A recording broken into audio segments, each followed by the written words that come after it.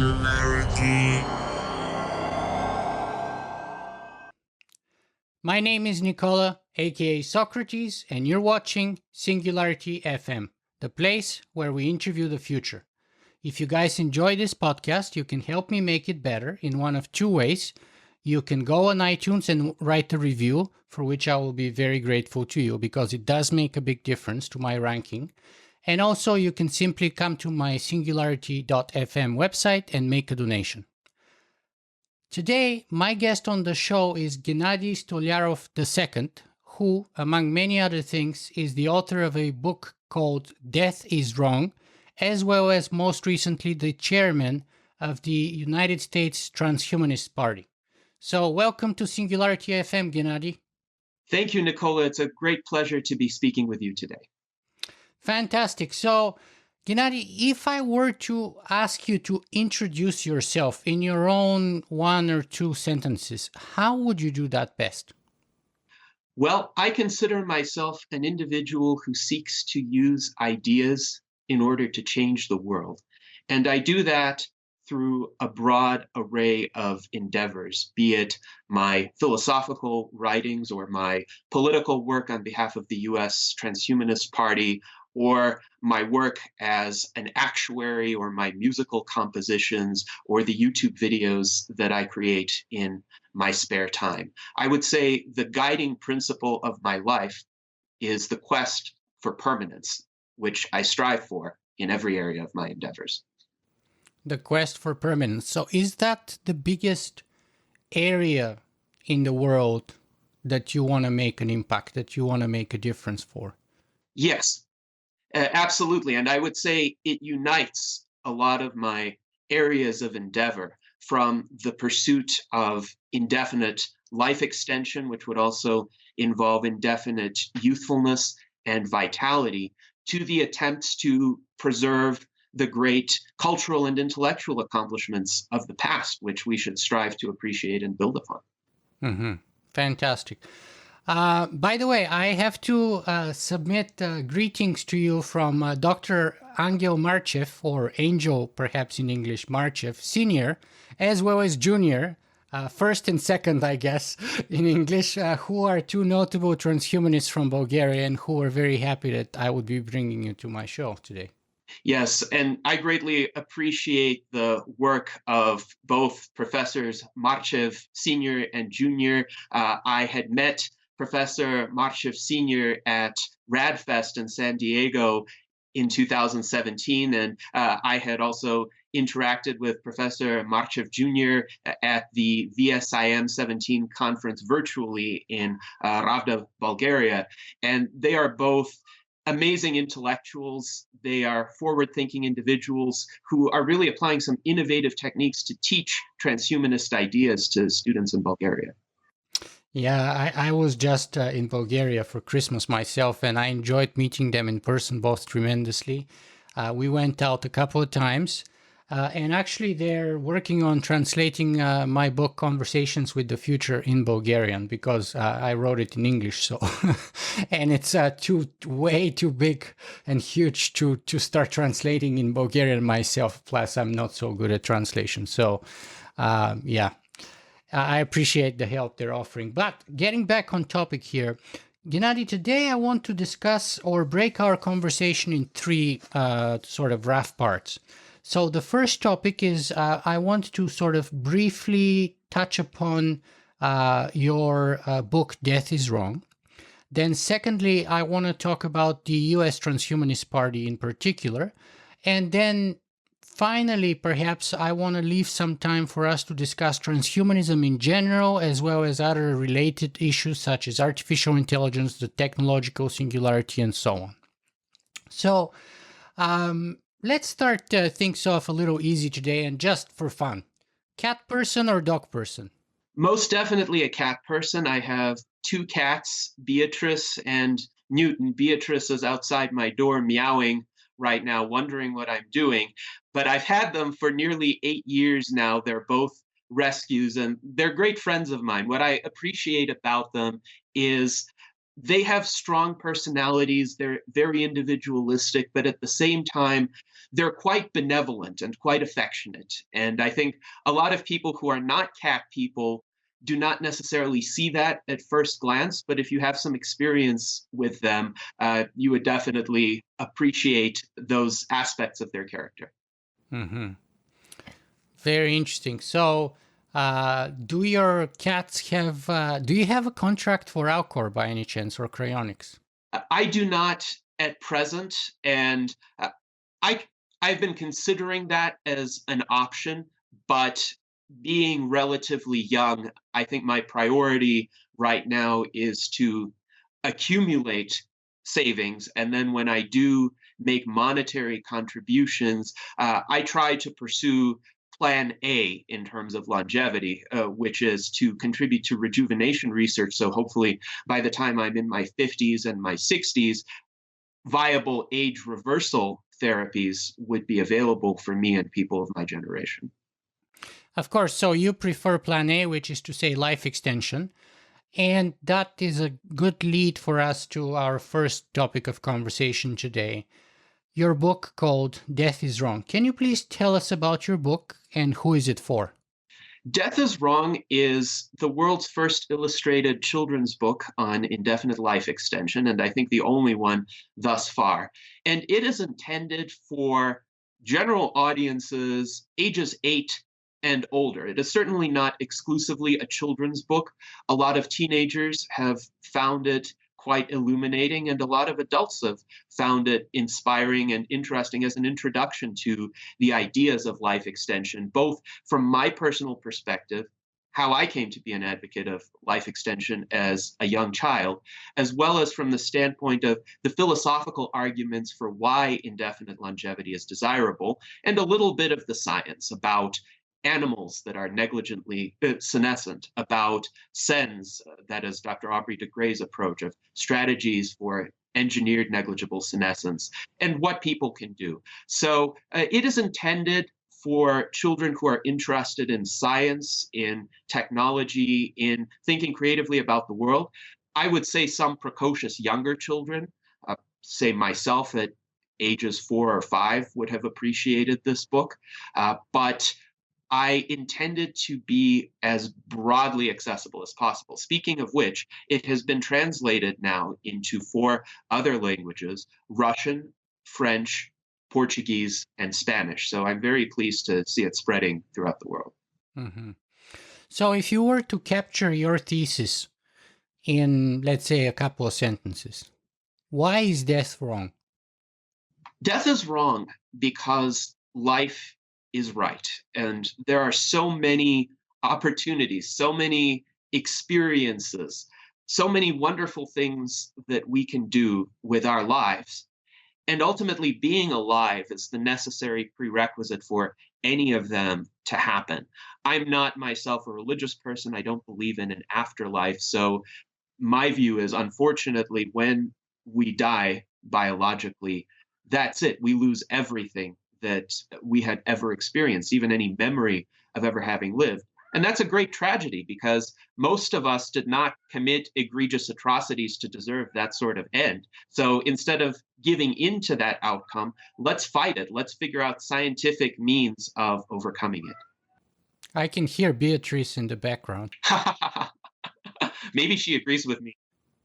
She might, or she might want to add something. Who is she named after? I get Newton, but Beatrice? Beatrice is named after Beatrice in Dante's Inferno. So, as you know, Dante goes through essentially hell, purgatory, and heaven to try to find Beatrice. And I have Beatrice right here. Wow. Okay. Very how poetic. Okay. Now, I know you had a Indiegogo fundraising campaign to send your book for free to 1,000 children. How is that going, and have you succeeded? Yes. So that campaign was successful back in 2014. We raised a bit over $5,000 via Indiegogo. And as a result, I was able to distribute approximately 1,030 copies of Death is Wrong, after which I also made the book available for free as a PDF file, and it has had many more thousands of downloads since that time. So essentially, all of the money was spent on shipments all over the world. About half of the shipments were outside of the United States. And the way I coordinated it was I got in contact with longevity supporters in other countries, people who were aware of essentially the circumstances of time and place, which communities were out there where there would be children who might be receptive to that message, people who might spread the book in schools or other learning institutions or just in their neighborhoods. I had a teacher in the UK order about 100 copies for students in his various classes. There was an activist group in the Netherlands who ordered 120 copies to spread to children over there. So I think in terms of the impact of that fundraiser, it definitely achieved what I wanted it to achieve. Mm-hmm. Very good. And how is the feedback for the book in general? I think generally the children who have read it have appreciated it, with responses ranging from mild curiosity to enthusiasm. Interestingly enough, teenagers have been more enthusiastic about it than younger children. And adults who actually read the book and go past the cover image have generally considered it to be a thoughtful reflection. Now, of course, there are various ideological strains in the adult world that are critical of the book. And generally speaking, I would categorize them in two buckets, one of which is the bioconservative, you're messing with God's plan type of argument. The other is the neo-Luddite or left-wing environmentalist type of argument of you're essentially exacerbating alleged problems like overpopulation, environmental destruction, etc., and we should instead abandon technology and return to hunter-gatherer times. So those are extreme positions on the right and the left. People who hold more moderate positions tend to be at least open to the ideas in this book. Mm-hmm. Well, I have to say I personally am very open to the ideas in this book. I also think that your goals are commendable, and yet I struggle to say that I like it. I'm not really a fan of it. So I was wondering which camp I would gonna end up. So I would be curious as to your perspective and your feedback. Well, I do have it, but you know, in the end of the day, my opinion is not the truth. It is nothing more but my opinion. And if you have positive feedback from around the world, why should we waste time on it? Well, I'll leave that to your discretion. Right. So it's just, yeah, to me, it's just, I think, to be honest, how can I put it? I think it doesn't work for adults because it's kind of a little immature in terms of the way it's written and a little crude perhaps in its writing. And it doesn't work for children to me too, because it's not fun. It's not engaging emotionally enough. It's not interesting. Like if I was a child, I wouldn't want to read it or not stick to it. But again, this is not the truth. This is just the skewed opinion of one very flawed person. So if you have 1,000 other people telling you that you have a great book and they're willing to order 100 at a time, who cares? Right? So let me focus instead on something more curious and productive here. You have the following quote in the book, and I want to ask you, it's a little bit of a personal curiosity question. Quote, "My superheroes were old wise men who traveled the world on magic carpets. Period. They had exceptionally long beards, longer than my grandfather's gray beard, since they were much older. To me, a beard became a symbol of living to an old age. The older a man was, the longer a beard he got to have. I too decided that I would grow a beard when I could, and I would never shave it, as a reminder of a part of myself I never wanted to lose. So is that why, for as long as I remember, you've been having a beard? Yes, that is exactly why I've been having a beard, and why my beard has become a little bit thicker as I've gotten older. And I think it's very important for me, as part of this quest for permanence, to be consistent with the image of myself and the image of the aspects of myself that I valued in earlier moments of my life. So I want to be the kind of person of whom the 5-year-old me would be proud. And in 30 years, I hope to be the kind of person of whom both the 5-year-old me and the 30-year-old me would be proud. So I try to encompass that totality of my values and aspirations in every moment that I live. Yeah, and I appreciate that in you, that and I actually think that's very important, which is why I try to bring light to not only a person's work when I interview them, but also to their personality. Because I don't believe that you can differentiate, or that you ought to differentiate, between what we do and what we say and who we are. And I can't give a break to someone like Wittgenstein, for example, who was a brilliant philosopher on the one hand, and on the other hand, a very strong Nazi sympathizer. So, and yes, we can learn something from his philosophy, perhaps, but I cannot personally respect him as a person and as an individual, and I cannot separate his work from his being.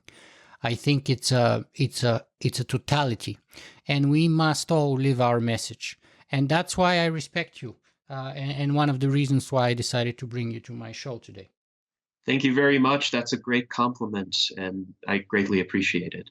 So even if we have disagreements or don't see everything eye to eye, I can respect the fact that you and another person of that ilk, by the way, who lives their message, and I respect very much, despite our minor maybe disagreements, is Peter Voss, by the way, who is a person very committed to living his message, and I really respect and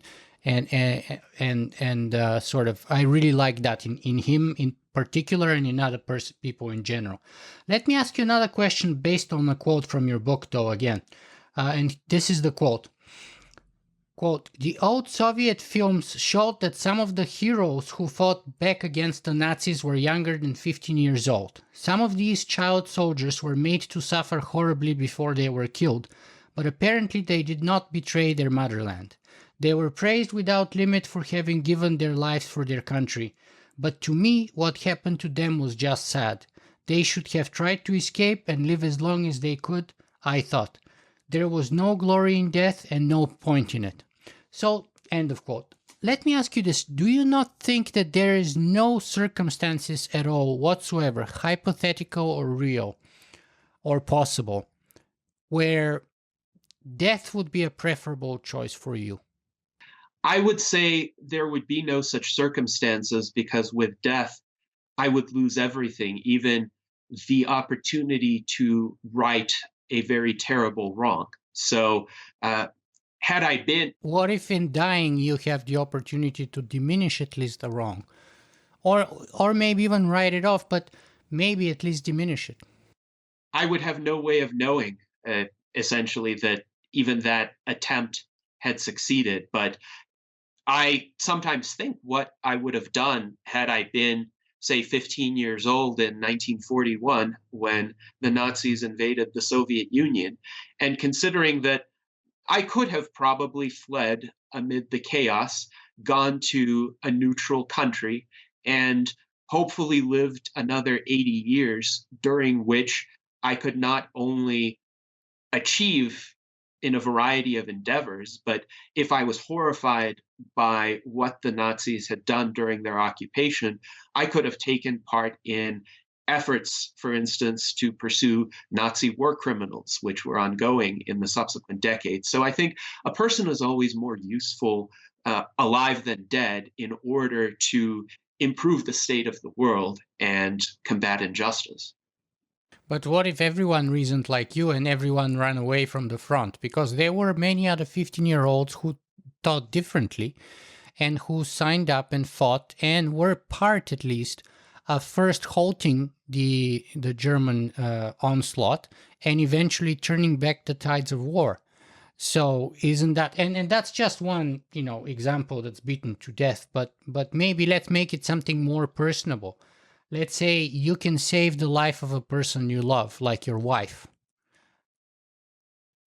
But the cost of that would be giving your own life. And there's many situations for that. It could be like anything from an aggression or assault or like medical treatment that we don't have the cure yet for, but and you have to donate some organ of yours or anything like that.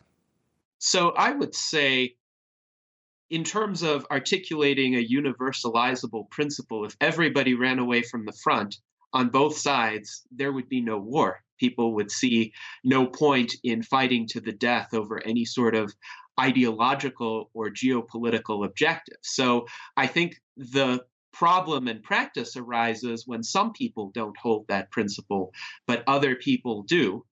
And what is more effective and right for the people who do hold that principle in terms of essentially making it to the next phase of the world, so to speak, when that immediate danger has been averted. Now, in the situation that you describe with the possibility to save somebody one loves through an organ donation or another course of action, I think the world is complex enough and multifaceted enough that there is never this clear binary alternative of either sacrificing yourself or sacrificing another person. If there's an opportunity to do some creative thinking and problem solving, I think it's always possible to find a third way. And it's difficult sometimes to conceive of the third way when we're just looking at a situation in the abstract. But every specific situation has a myriad of circumstances associated with it.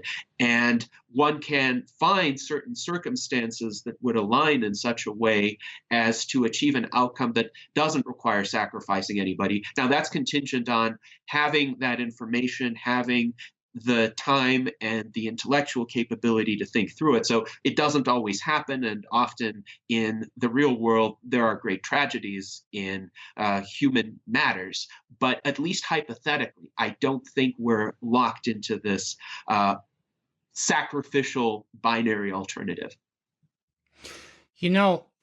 I sympathize with your sort of motivation in answering that, and I respect your conclusion. But we know that there are people who are willing to kill and die for things today. Whether we like it or not, whether they're confused in their first principles or not. Like, for example, those soldiers in Germany. Or more specifically, getting out of the hypotheticals, when I was in the army, you don't have time to discuss things. And especially when you're a platoon commander like I was at the end, and you have 40 soldiers under you, and your choices and your decisions can mean somebody dying. And it comes it comes with a territory, and you have very time-sensitive constraints that you have to move and execute on something. So let's say the first person who opens up a door can end up being blown up or shot. And that's what it means to be the first person opening a door or going through a door that you don't know what's behind of, right? And, people can take turns, but, at a certain point in time, you have to say, screw it, like, I have to get on the other side of this. I don't know, and I don't have any control what happens once I open this door, but I have to be on the other side, and other people's lives depend on it. And if I refuse to do this now, other people will die or something of that sort.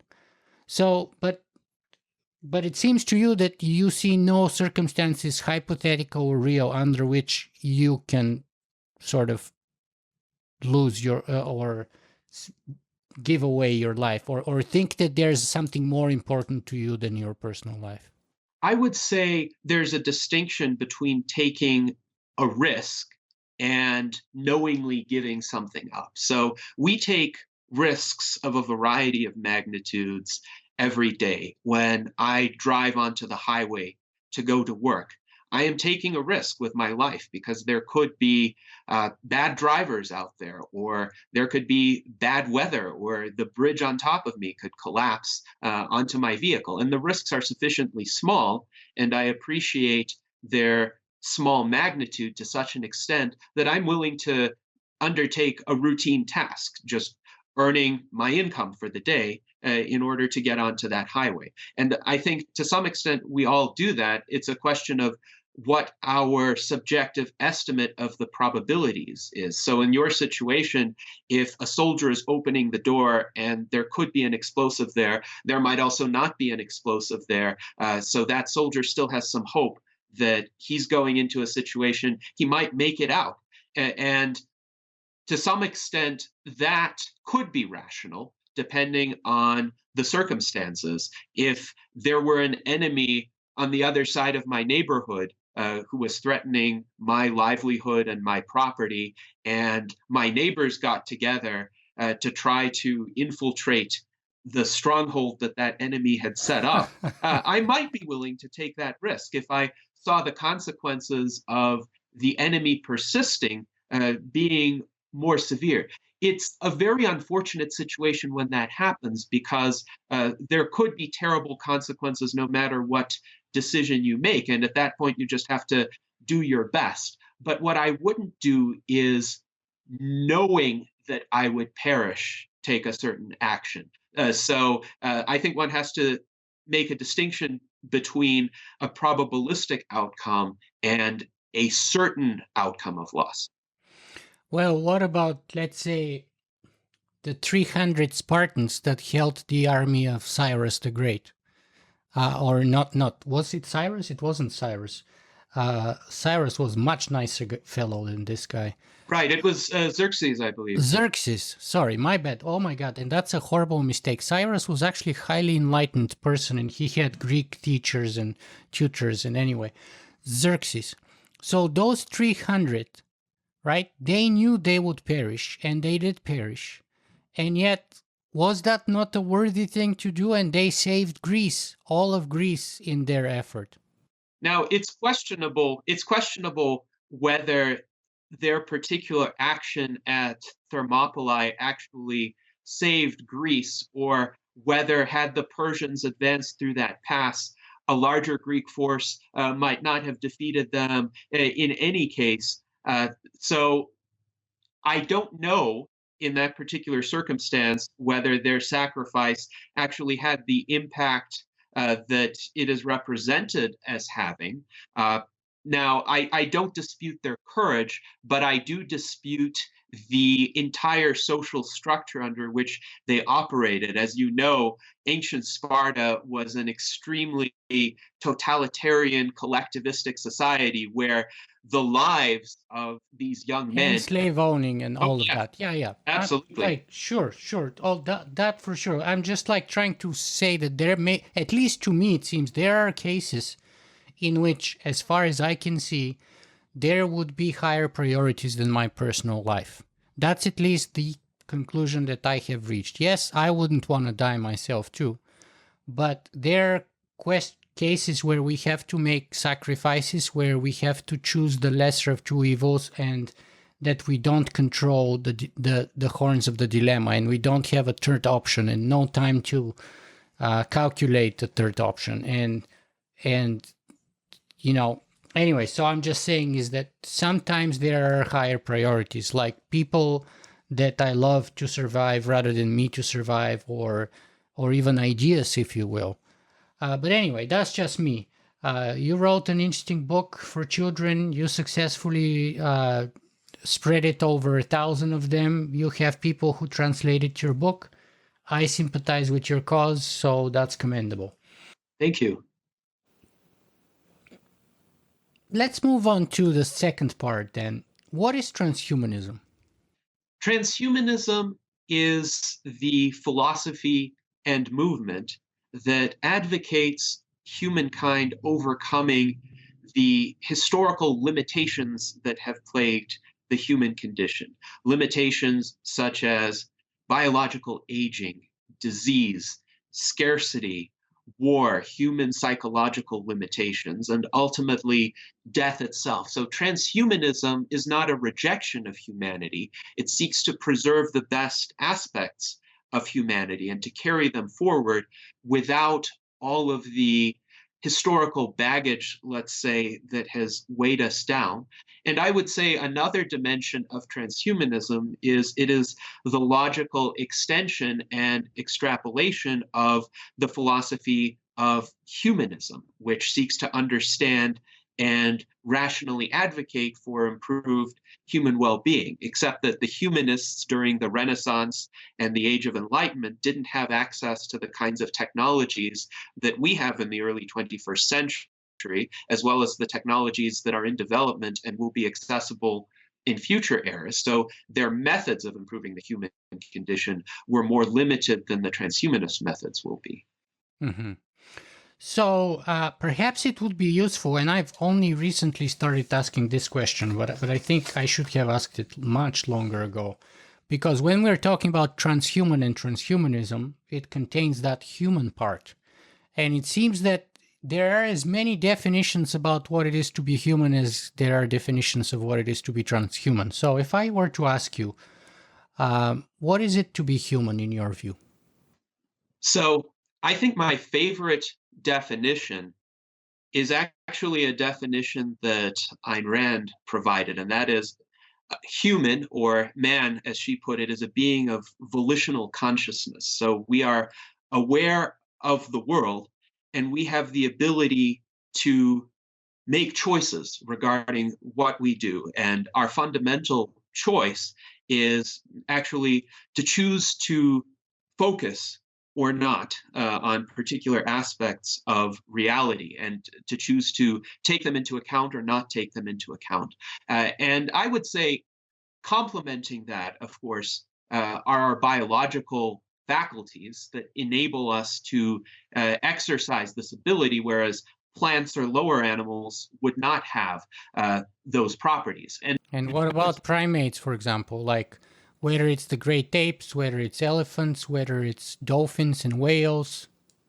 They seem to have the same ability to make choices. They're self-conscious. They pass the test, the self-recognition test in a mirror. All of those things. I would say they have those abilities to some extent.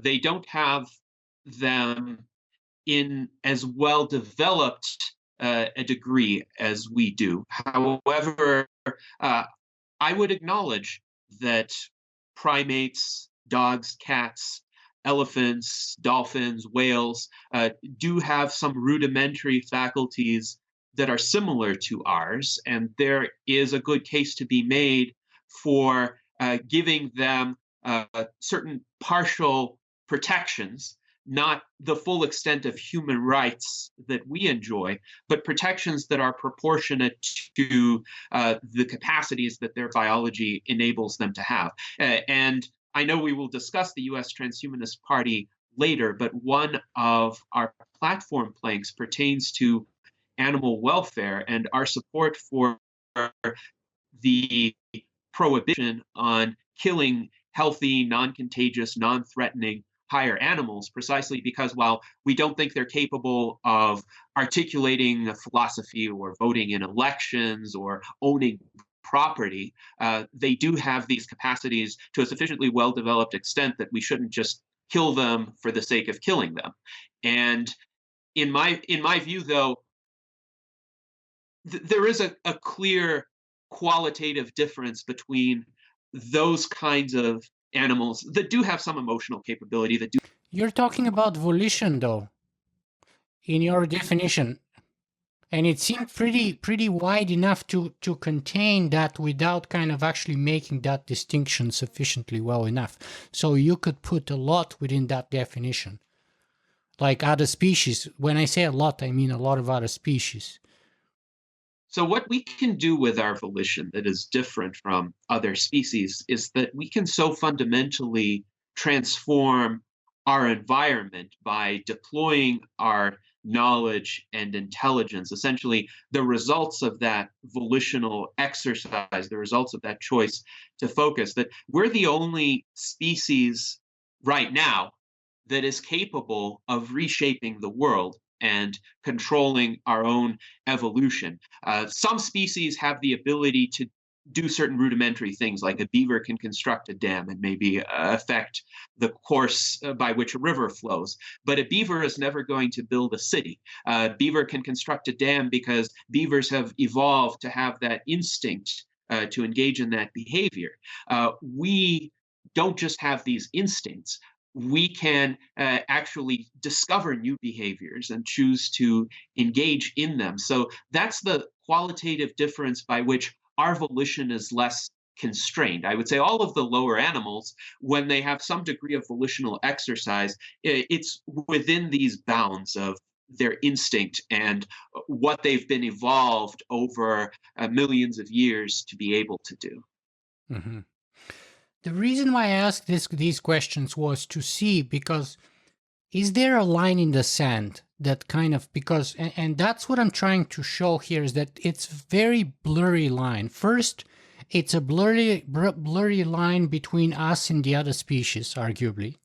Secondly, it's a very blurry line between human and transhuman, which is why, for example, some notable transhumanists that I know of refuse to use the term transhumanist, because they say that this is, take for example Ray Kurzweil's definition of what it is to be human. He says we are the species that transcends itself constantly in everything that we do, right? Therefore, being transhuman is kind of being human, is what we do. We constantly transcend things. So transhuman is no different than being human. There's no line in the sand. We've been doing that. We've been transcending us for thousands of years. Therefore, there would be no line in the sand that says to us at some point, well, we're no longer human, now we are transhuman. Those people argue, at least. Right. And I would say there's a lot of merit to their claim here, in the sense that we're not going to be able to pinpoint a definitive time when the transhuman era began, just like all of the estimates of when the Renaissance began or when the Enlightenment began are just estimates. And often these estimates were made in retrospect. So you can argue, did the Enlightenment begin in 1680 or did it begin in 1710?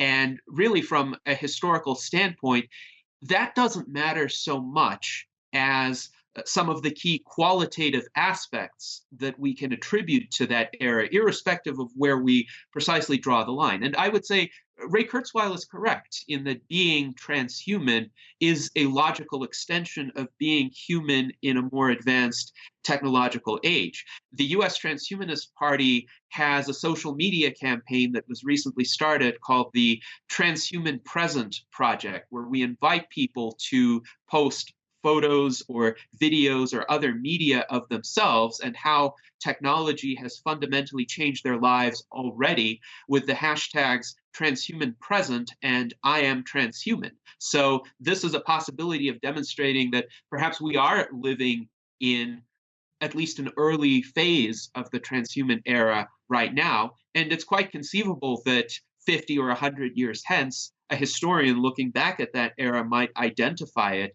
as such. But I still think using those terms, even though the boundaries are blurry, is informative, in the sense that, yes, you might have a difference of whether to draw the line here or over here. But on the other hand, if you have something that's over here versus something that's over here, there's a clear difference between them. And I think that's one of the purposes of having these philosophical conversations. We can refine a bit what we mean, but we see these clear differences in human evolution. The human of 1918 is very different from the human of 2018.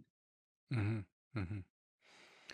Even though you can say, that the human with fire is also in a way very different and capable of doing very different things than the human right before him before fire, right? So, anyway, uh, what is the Transhumanist Party?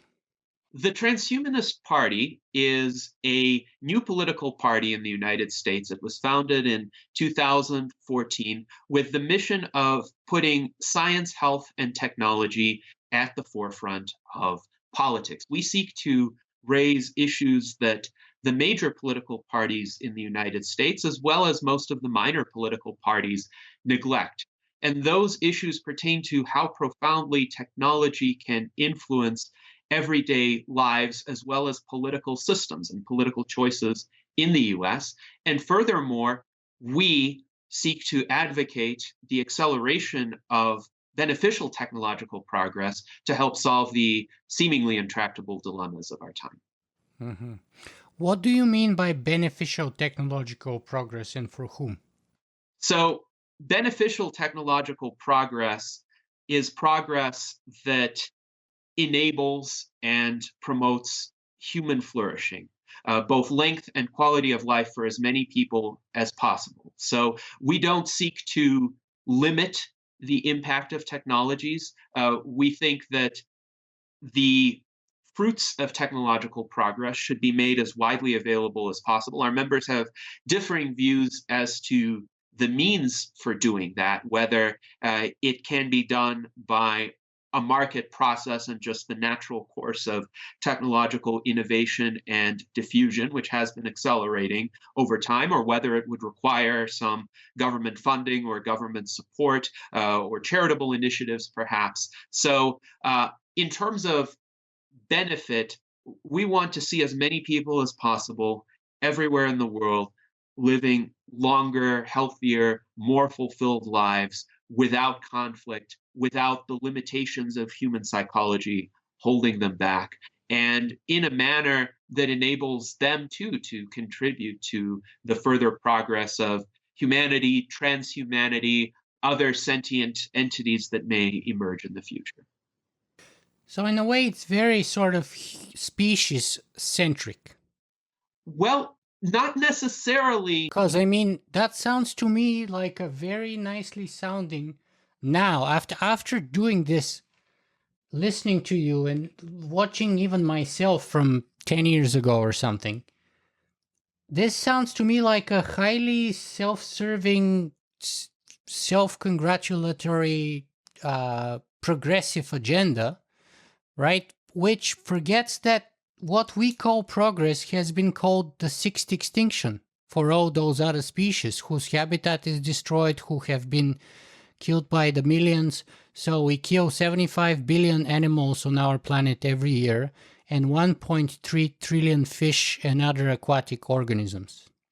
So what we have called progress for us and thriving has been more or less their destruction or extinction. And including, by the way, other people, like, for example, take the people of Tasmania or the First Nations, we call them in Canada, or the Indians, I think you call them in the United States, who 80 or 90% of them were exterminated when we came here.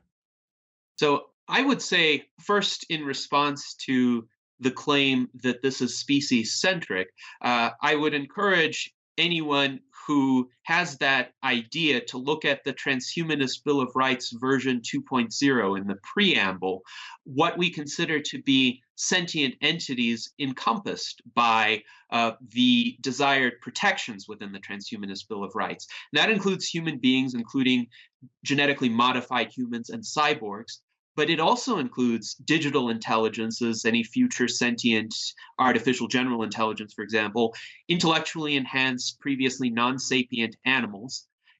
And we even add any species of plant or animal which has been enhanced to possess the capacity for intelligent thought, as well as a catch all, other advanced sapient life forms. So we don't know what those might be in the future. But why do you put the cutoff point at sapient rather than sentient? Right? So, for example, my dog passed away a few months ago. and she was 17 and a half years old. And she was not very smart. She was a teacup Yorkshire Terrier. The cutest thing in the world, not very bright. Her brain was the size of a peanut, probably. Anyway, she taught me that she can experience the full spectrum of emotion, from happiness to sadness to even jealousy, by the way, and love and pain that I can experience. So why limit the cutoff point only to, as you called it, advanced sapience rather than sentience? So I think this is where we can make a distinction between rights and protections. As I've said, certain lower animals that are still advanced in certain faculties might merit protections against gratuitous killing, for instance, or killing for the sake of convenience, just because, say, an animal shelter runs out of space. I would not support euthanizing the animals in that shelter. But I think ultimately, in order to make that happen, there needs to be the advancement of the well-being of the more intelligent sapient entities that can actually make that happen. And I think one idea that is... So let me give you a hypothetical, right? Imagine we have either artificial intelligence or alien intelligence, which is orders of magnitude smarter than us. And they come to our planet, whether through, spaceships or whether through some kind of evolutionary machine learning algorithm or whatever. And they're orders of magnitude smarter than us. What prevents them from taking the exact same modus operandi, first principle that you just described, and lump us together? Because, meaning humanity with all the other species versus them. Because you see, from their point of view, the intellectual difference between us and monkeys is negligible. So, and why shouldn't they be justified to start up a movement called, for example, AIism or alienism, which, based on the fact that they're, let's say, 100 orders of magnitude more smarter than us, would completely justify them and prioritize their rights over our rights, and therefore give them the ability to kill, enslave, or do with us whatever they deem fit, just like we do right now to the rest of the natural world. So I think this is where the non sequitur comes in, because just because a given entity is 100 times more intelligent than we are doesn't obviate that qualitative distinction that I articulated, where humans do have the ability to deploy their volition and intellect to reshape the world. And certainly a more advanced intelligence would see these gradations as well, the gradations below them, just as we see the difference between, say, a plant and a worm and a dog, and we treat them differently. Look at our creations just like we look at anthills or termite castles or beaver dams, etc. They would be so simple, just like we see the architecture in a termite or an anthill, and we say, well, that's pretty cool and impressive, but it's ridiculously tiny and small compared to us. I don't think they would hold that contemptuous view necessarily. Now, I tend to think greater intelligence is at least correlated with greater morality and the ability to make moral distinctions. We, on the whole, are more intellectually advanced. Greater intelligence didn't seem to help Cambridge Analytica or AIG or Lehman Brothers or WorldCon or Enron, who took the cream of the crop from schools, from any kind of tests, from professors, from even nuclear physicists and etc. So it didn't seem to prevent or help them in any way. Well, these are abuses. Or the Nazis or the Germans, who were like the most scientific and logical nation, at least. And of course, Berlin was the center of the scientific world right before World War II. And during World War I, of course, especially late 19th, early 20th century, especially. And it didn't help them to do horrendous crimes against humanity. So here I will reference Steven Pinker's book, The Better Angels of Our Nature, where Pinker, of course, covers these particular calamities as well, but he still puts them in a historical perspective, especially with regard to per capita rates of violence or other Yeah, and undesirable that's a behavior. different debate a little bit about how much violence we're experiencing today as opposed to in the past. But what I'm talking about is that the perpetrator of that violence are not necessarily less smart than the perpetrator who don't commit acts of such great horrendous violence. Right? In fact, sometimes it takes a smart person, a very smart person indeed, to commit a very, very big horrendous crime. And the greater their intelligence, the worse and bigger their destructive capability is. I would say their intelligence in that situation is one-sided. It's limited to matters of practicality, how to carry out a particular preconceived plan. But if you think of the actual ideology of somebody like Hitler, it was a remarkably unintelligent, a remarkably primitive ideology, essentially the oldest trick in the book. When something happens, blame a scapegoat.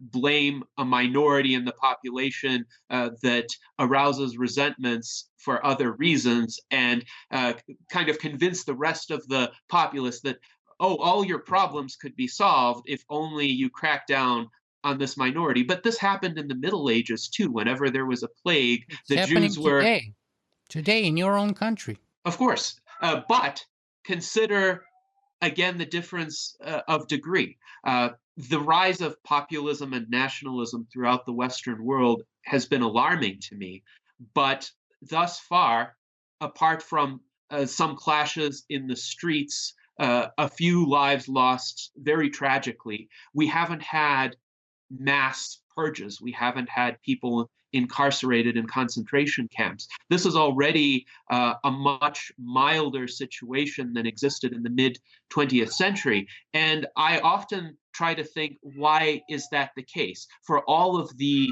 extremely disturbing phenomena of the past 2 years, we have not degenerated nearly to the same state of brutishness that characterized the Western world even 3 to 4 generations ago. Well, I recommend you check out the numbers for refugee in the world today, and you will see that they actually are an outlier with respect to Steven Pinker's claims, because we do have the highest number of refugees in the world right now, or even internally displaced persons and stuff like that. So that's at least one outlier there. And as far as concentration camps, those refugee camps are pretty much concentration camps in many cases, with all kinds of horrendous crimes happening in them. And even like, I wouldn't go maybe that far, but even like the rounding up of like people who have resided in the United States for decades and putting them in jail or camps or whatever right now, that's happening on the way back to maybe Mexico, maybe other parts of Latin America, has been kind of not too far off from that, perhaps. Right. And I don't think we disagree that these are moral travesties and they need to be corrected. And the Transhumanist Party stands in firm opposition to any kind of behavior that would seek to target people because of their national origin or because of their immigration status. We have planks in our platform that are vociferously opposed to that. But I think in terms of the role of technology in guiding the future evolution of our societies on net, it's going to be positive, and it's going to enable us to overcome this atrocious behavior, because this atrocious behavior is indeed a very primitive remnant of the human psyche. The human capacity to engage in these types of violations has always existed. And one of the goals of transhumanism is to seek to find ways around these limitations of human psychology that often plunge people into these traps of conflict and violence and demonization of the perceived other. Mm-hmm. Yeah, I agree. And that was a digression of my own creation, perhaps, with my only point being that even great minds such as, for example, Albert Einstein's all luminary colleagues, German colleagues, were very quickly captivated by what you call the simplistic and not very intelligent in many ways ideology, and including a person like Wittgenstein that we started with, and then they provided full support to the Third Reich. So you had those geniuses in all those disciplines, is all I'm saying, and yet they were not very smart, at least in that way. And their genius only helped create weapons of mass destruction, be it like things like mustard gas and other chemical weapons and so on, and therefore only prolonged the war and made Germany more powerful and the damage bigger. And their intelligence didn't help them make the right decision in any way, shape, or form. So I'm just like undermining the claim here that there is a correlation between intelligence and morality. I think this is why we need philosophy, and we need to have moral discussions, and we need to have an approach to politics that is grounded in moral principles. So I don't necessarily disagree with you, but I do think those same faculties of intelligence can at least enable people, if they choose to focus on moral questions, to do that. And the challenge, the ongoing challenge, is how do we get the discourse to focus on those moral questions in a variety of fields of human endeavor? Because right now, we're not even at the point where politics is intelligent. We're at the point where mainstream politics consists of sound bites and mudslinging and fear-laden rhetoric by each of the major political parties trying to demonize the other political party, even though there are more similarities than differences, I would assert, in order to get the voting base riled up and get them to absolutely turn out and vote against the other candidate rather than for some constructive policy change. So what is the U.S. Transhumanist Party goal and mission? The goal of the US Transhumanist Party is to essentially imbue politics with this aspect of supporting beneficial technological progress that overcomes our existing problems. And we have three core ideals as part of the US Transhumanist Party constitution. The first core ideal is we support significant life extension achieved through the progress of science and technology. So ultimately, we would seek to shape and craft policies that would enable that life extension to arrive as fast as it possibly can. Our second ideal is we support a cultural, societal, and political atmosphere informed and animated by reason, science, and secular values. So instead of this acrimonious, toxic political climate that we have right now, on any issue, let's have a rational discussion and let's bring in facts. Let's bring in the conclusions of all the relevant scientific disciplines. And let's do this in a secular manner, which does not mean we exclude people who have religious convictions. It means that their religious convictions should not be guiding policy.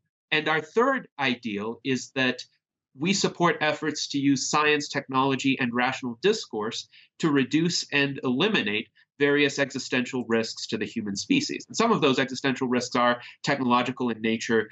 Weapons of mass destruction are the most prominent example today. And we support complete nuclear disarmament and a complete abolition of other weapons of mass destruction. But there are other existential risks that are entirely, quote, natural in origin, the possibility of a major asteroid impact striking the Earth, and only further technological progress will be able to avert those risks. So I would say the world in which the Transhumanist Party will have succeeded will be a world in which we have significant life extension, we have a climate of rational political discourse, and we have at least viable strategies for addressing each existential risk that is on the horizon.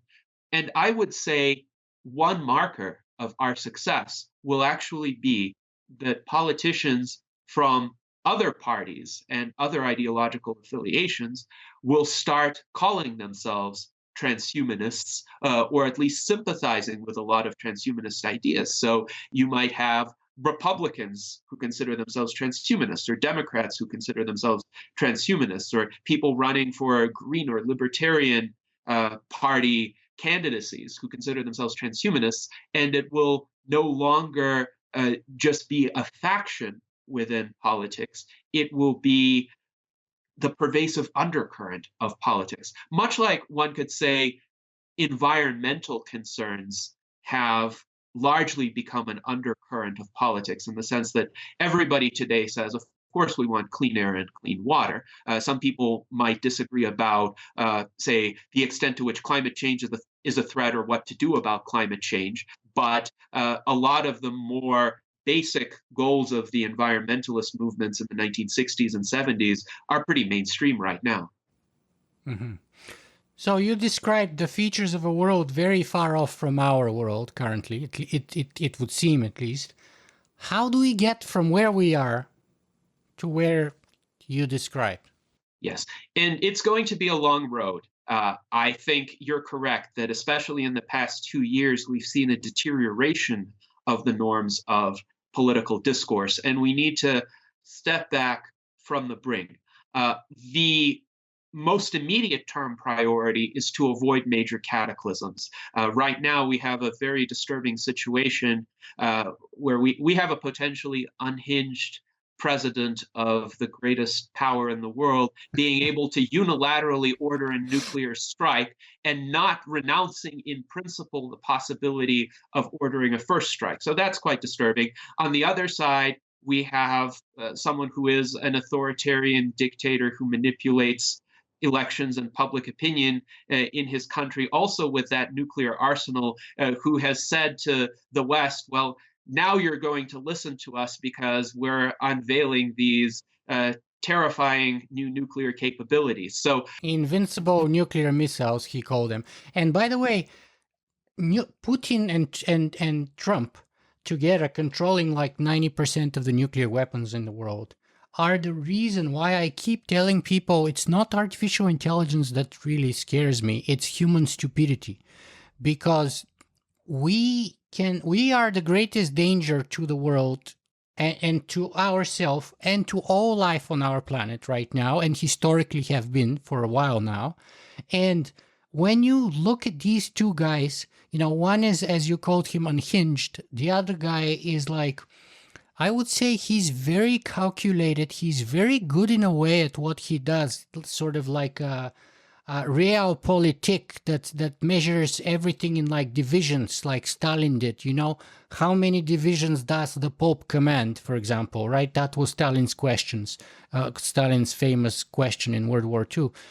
So Putin is of that ilk, of that caliber, and yet in some ways Putin would tend to be the more rational actor, which is crazy, but he is at least more rational and predictable and following sort of a strategy and self-interest that, while I may not agree with, I can understand.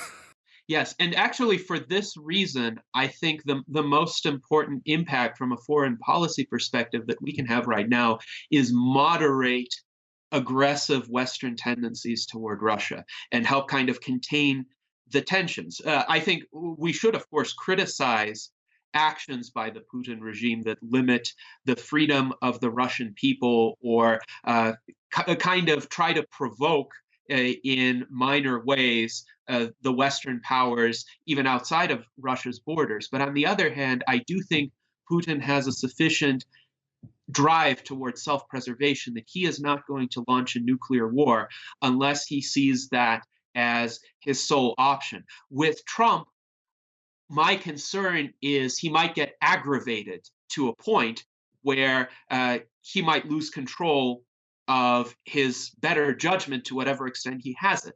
So I hope I'm wrong, but I think your word unhinged was very proper, and that scares the heck out of me.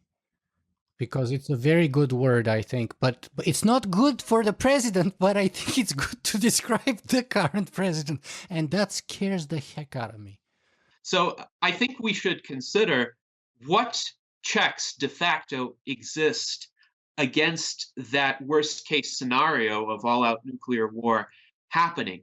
And I think to the extent that Trump is saying right now, why is it a bad thing to have better relations with Russia? That is actually a check at present that prevents Trump from pressing the red button. What scares me in American politics is not just Trump and the Republicans. The Democratic opponents of Trump scare me to an equal extent because it seems to me they are reviving this McCarthyist Cold War tension that we haven't seen in the Western world since the 1950s because of their reflexive opposition to everything Trump does. Not to the point where they're intelligently critiquing Trump's blunders, of which there are many, and we could devote hours of conversation just to Trump's blunders. But their modus operandi seems to be that they're against everything that Trump is for, and wherever they see an opportunity to undermine Trump through whatever means, they do that. So this allegation of Russian influence in the US presidential elections has been an occasion for the Democrats now to become the party that demonizes anything and everything associated with Russia and riles up a fanatical fringe on the left to call for escalation of tensions with Russia. So my worry is... So you don't think there was meddling of the Russian state or hacker groups or secret services, whatever you want to call it, in the election? I think there was an attempt to spread propaganda. I think there was hacking into US systems, but that hacking didn't in itself do damage to the infrastructure or affect the outcome of the elections. I think it was... How do we know that? I think it was more of a demonstration of the Putin regime saying, look at what we can do. But the US government has similar capabilities to hack into Russian systems. I think they don't have electronic voting machines to be hacked, though. So you can't really change the outcome because, I mean, unless you physically go and change the ballot boxes, which you can do, of course, if you're Putin, but not if you're a foreign agency, right? But if you hack into the voting systems, which we've seen multiple times are totally hackable, then you can change, in principle, the outcome, can't you? Well, you can in principle, but there's no evidence that this has been done. And for all the thorough investigation... They're electronic, right? That's the downside of electronics, is that once you have electronic stuff, you can change everything and there's no guarantee.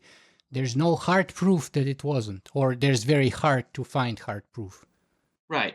However, the investigations that have been conducted thus far have not concluded that Russian influence affected the vote totals. Now, I have no doubt that groups associated with the Putin regime use social media to rile people up and to kind of shift public opinion in certain more vitriolic or toxic directions. But interestingly, the official congressional investigations concluded essentially that this approach wasn't so much intended to assist Trump as it was to sow chaos within American public opinion. So that there were groups that staged pro-Trump rallies, there were groups that staged anti-Trump rallies. I think the intent was more to kind of escalate the level of acrimony and toxicity and vitriol. Divide and conquer is a very old principle in foreign politics.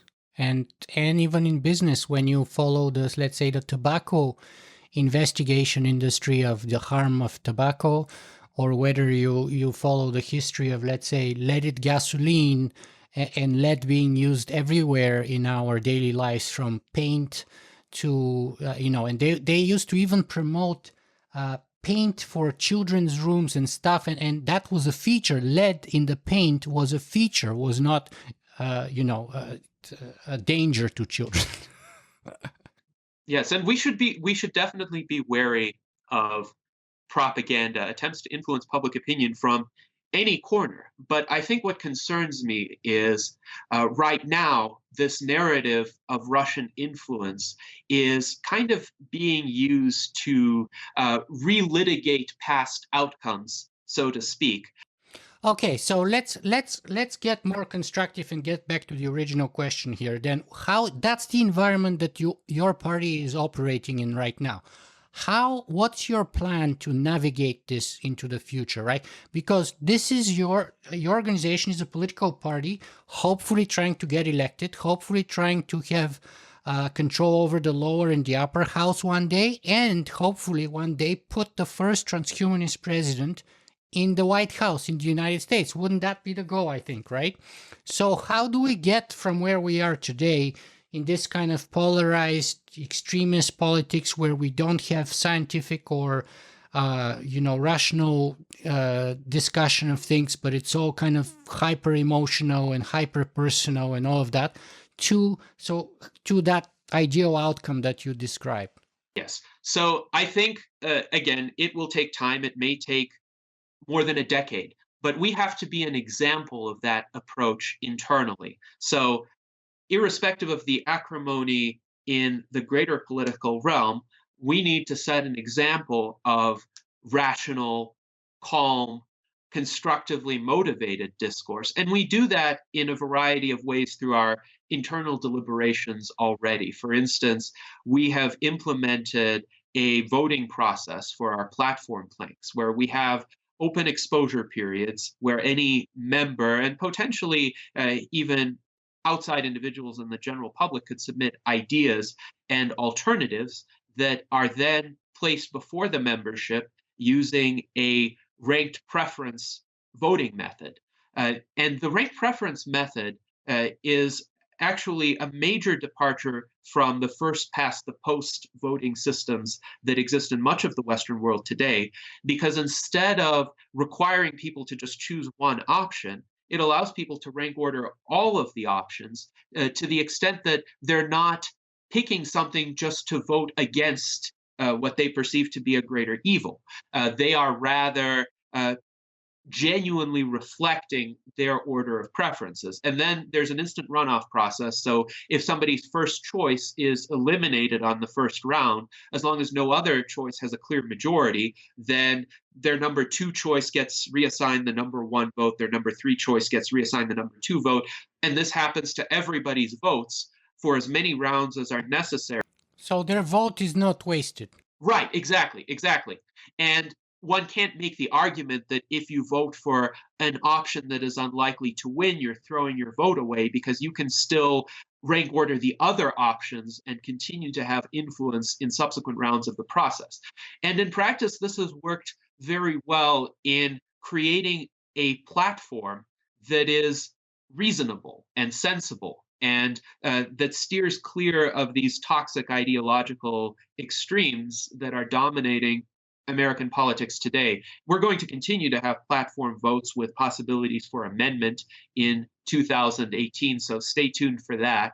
But another way in which we strive to be an example of a different approach to politics is our internal cosmopolitanism. We are open to members from all over the world, not just people who are residents of the United States, but what we call allied members, who essentially can be anyone capable of forming a political opinion, irrespective of where they reside or even what age they are, as long as they express agreement with the three core ideals that I mentioned previously. So we strive to be an example of this inclusivity, not just confining ourselves to representing the aspirations of a particular group or a nationalistic agenda, but saying that the transhumanist project is a project for all humans and all sentient entities potentially, and we should collaborate across national lines in order to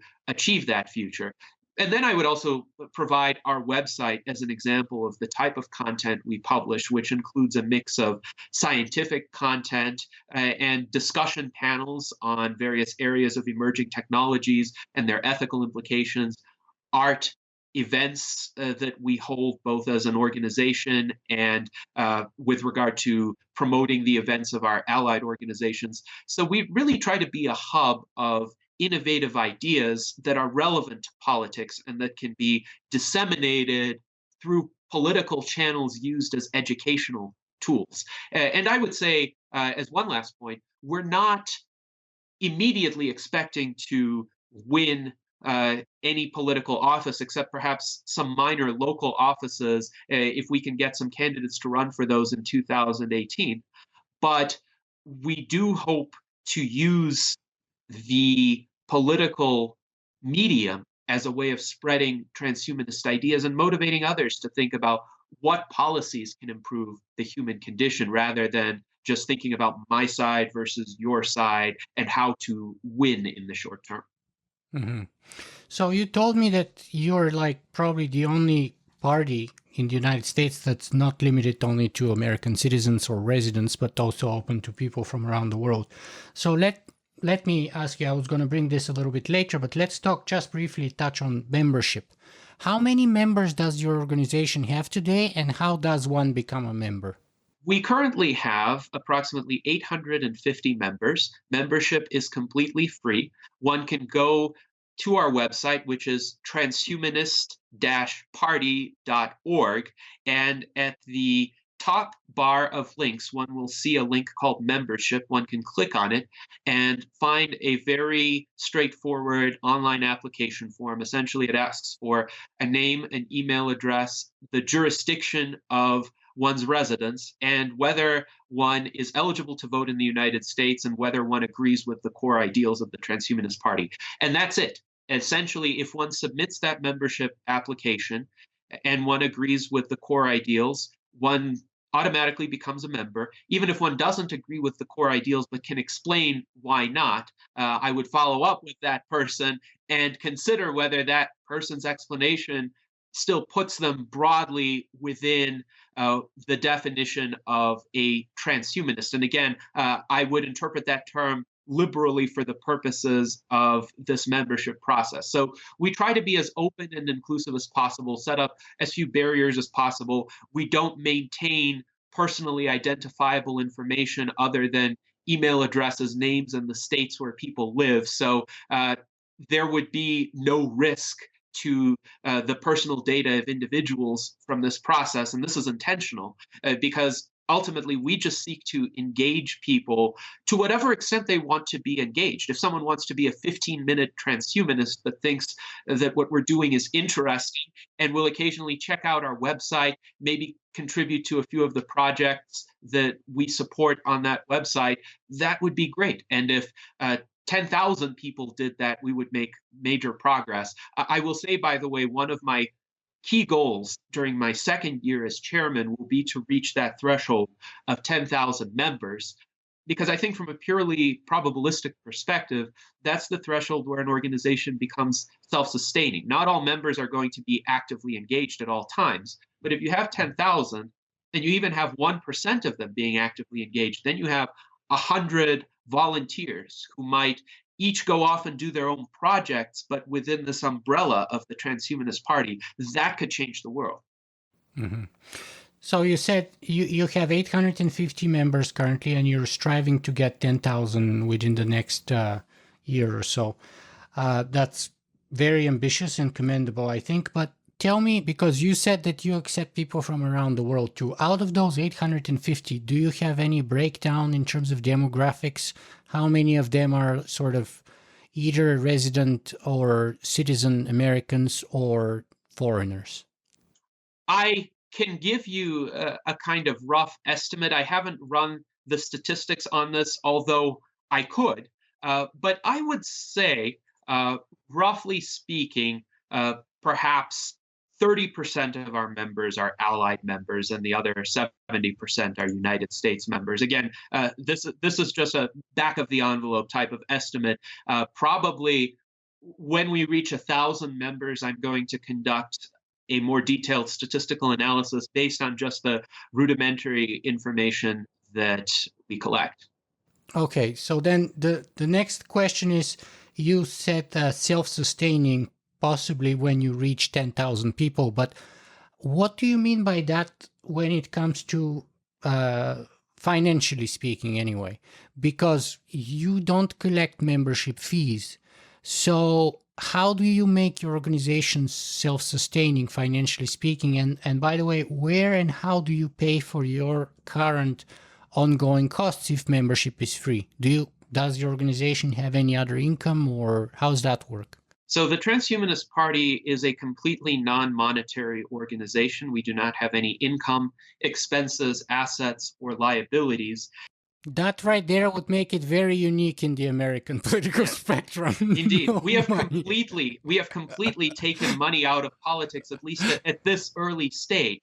So obviously, there are things that we do that involve the use of property, but the way we get around money being in the organization is nobody relinquishes control of any property that they individually bring to the Transhumanist Party. Somebody could order a banner online with the logo of the Transhumanist Party on it, and we permit that, but that's going to be their banner. So they can keep that banner in their house. They can bring that banner to an event. They can record a video of themselves standing next to the banner. But the Transhumanist Party doesn't own the banner. They own the banner.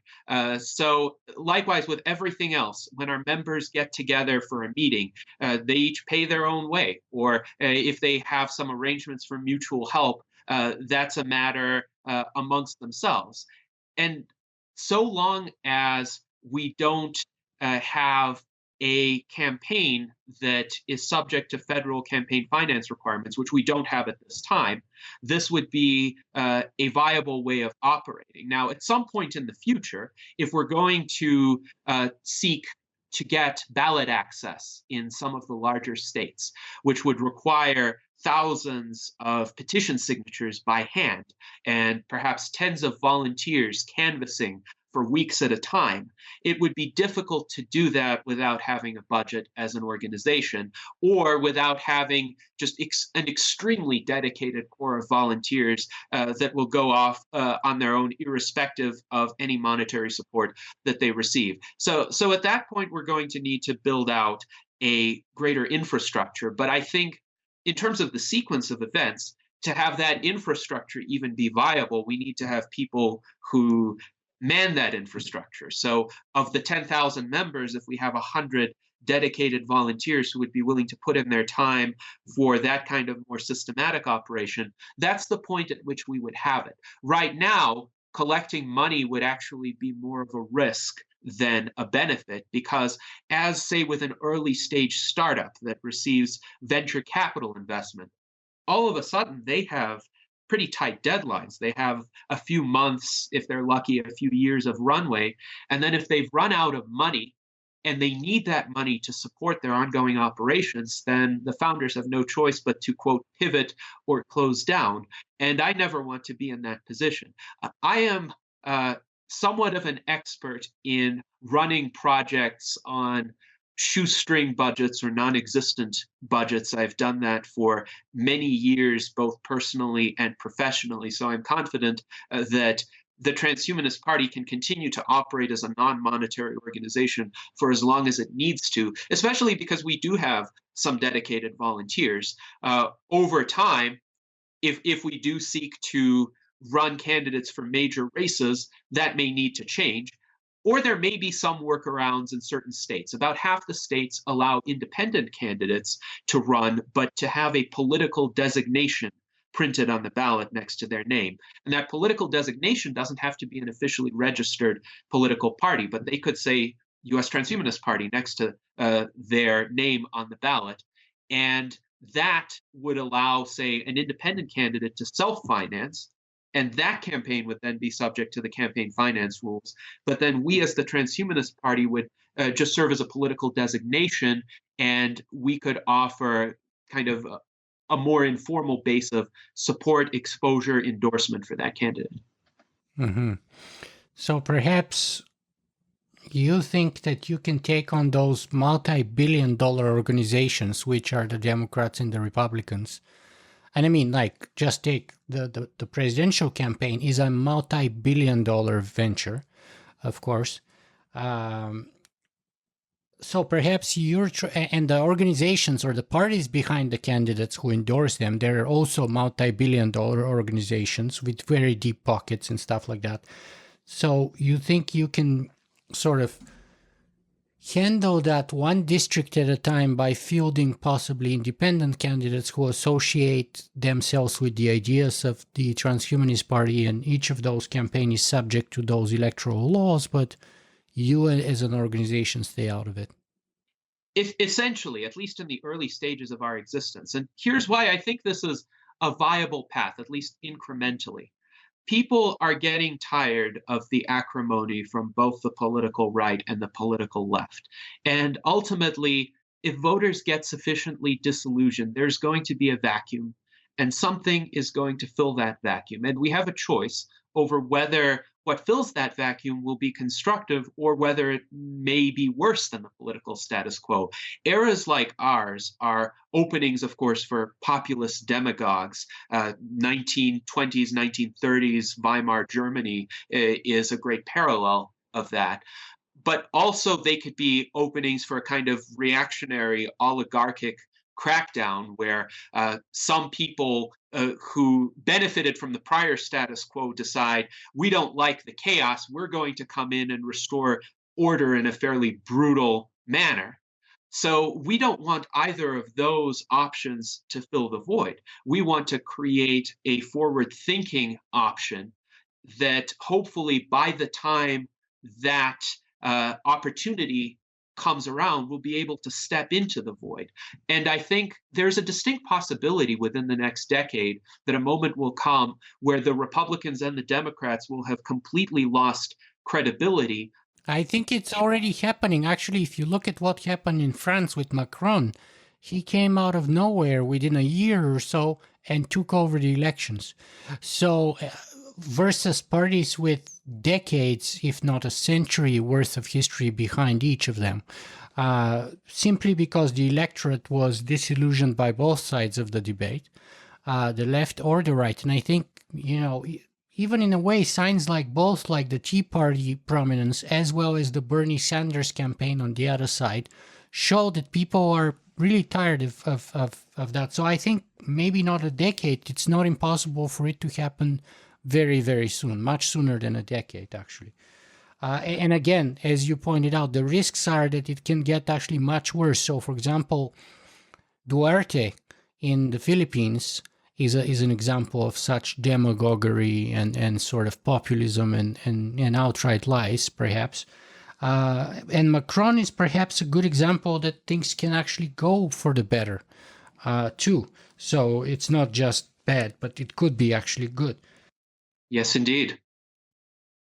Now, so we discussed membership. Let me ask you this. Some people were criticizing the Transhumanist Party that it's or at least it looks like or behaves like it's a one-party, one-issue party, right? So, and that issue is obviously longevity or life extension or anti-death or however you want to define it, right? So, and there's a party is rarely a one-issue party. Usually it's a multi-dimensional. So what do you want to say to that kind of criticism? Yes, I would say we have strived diligently to demonstrate that we are not a one-issue party. Clearly, longevity is an important focus of ours, and it does get considerable coverage in our platform. But if you look at the vast majority of our platform, it addresses an array of other issues, from privacy rights to transparency in government to rights of sentient entities that might emerge in the future to protections for civil liberties and free speech and technological innovation in a variety of fronts. And of course, transhumanism is more than just life extension. It is about supporting an entire array of emerging technologies, from space colonization to artificial intelligence to automation, including, for instance, in vehicles, to vertical farming, to techniques that could improve human education and human psychological well-being. So all of those are encompassed under this broad umbrella of transhumanism. And some people will focus on certain aspects to a greater extent than others. We've had a panel of artificial intelligence experts early on in my tenure as chairman. We did have a panel on life extension, but we also had panels on art and transhumanism. We've had a panel on cryptocurrencies and their relation to transhumanism, as well as, of course, other technologies of blockchain. And this just shows that transhumanism isn't about pushing a single issue. It's about pushing the outer boundaries of human advancement in as many areas as are possible and beneficial.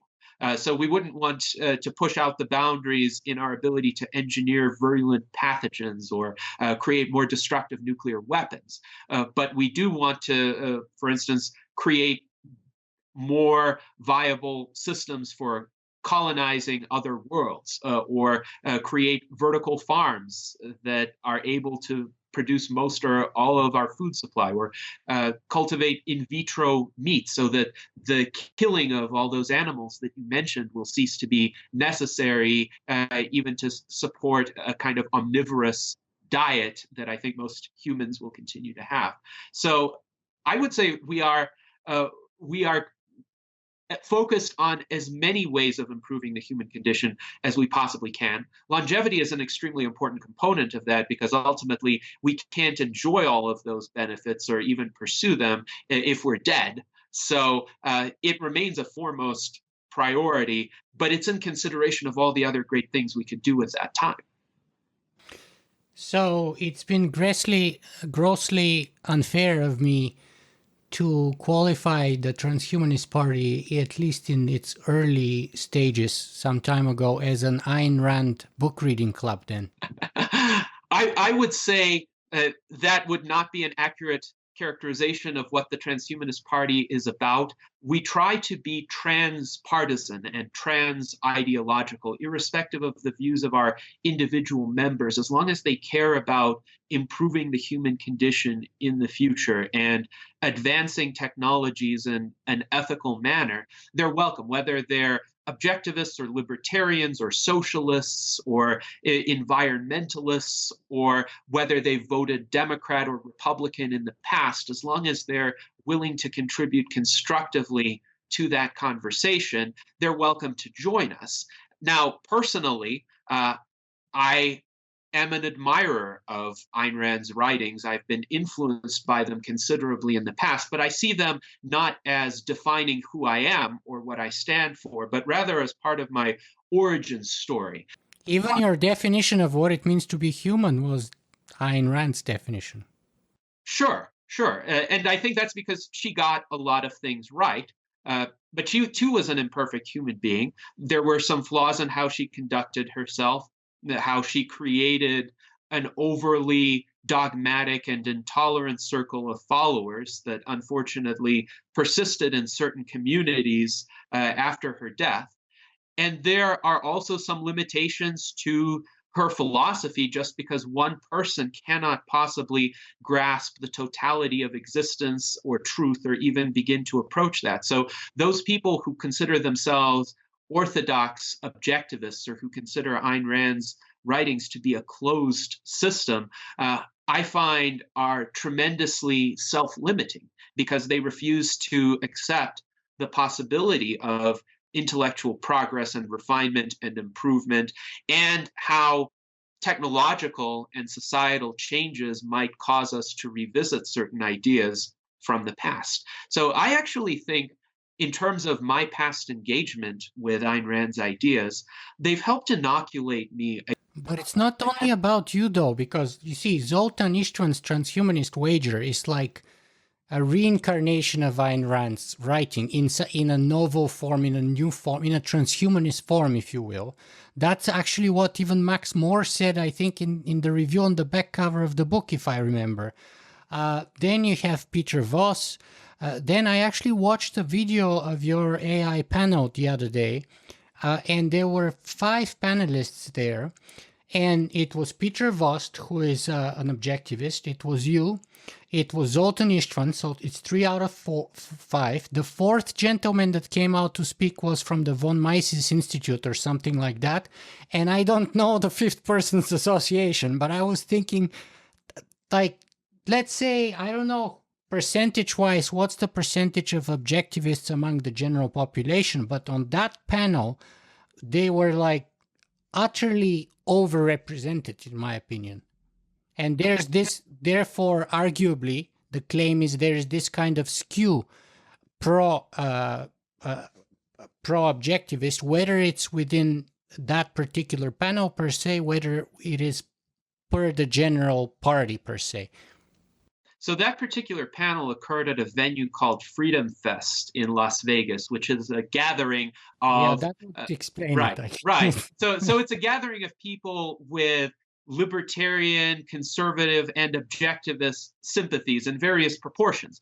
And these panelists happened to be the people who had some of those sympathies, but were also interested in emerging technologies and artificial intelligence. We had another panel on AI earlier in 2017, which included individuals like Mark Wasser, who is definitely not an objectivist or a libertarian. He is very much a techno-progressive, and David J. Kelly of the Transhuman National Committee of the United States, also a great AI researcher, as well as people like Damian Zivkovich, who kind of had I would say objectivist influences, Zach Field and Hiroyuki Toyama, who are not objectivists to my knowledge.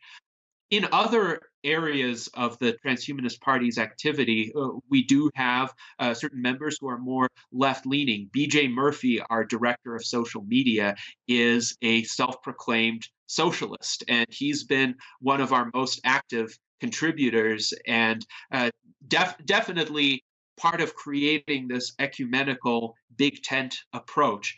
And a lot of our members are apolitical by this traditional right-left distinction. So many of the life extension researchers I've spoken with have said essentially they don't have a position on traditional right-wing versus left-wing politics. They want to see policies that advance their ability to conduct research in the most effective way and to disseminate the products of that research, but they don't really consider themselves either progressive or libertarian or conservative or liberal in that sense. So I would say it does depend on the venue. Some venues will just naturally attract people of certain persuasions more so than others, but we also try to be open to a wide variety of venues. And by no means is there an ideological litmus test for joining the US Transhumanist Party.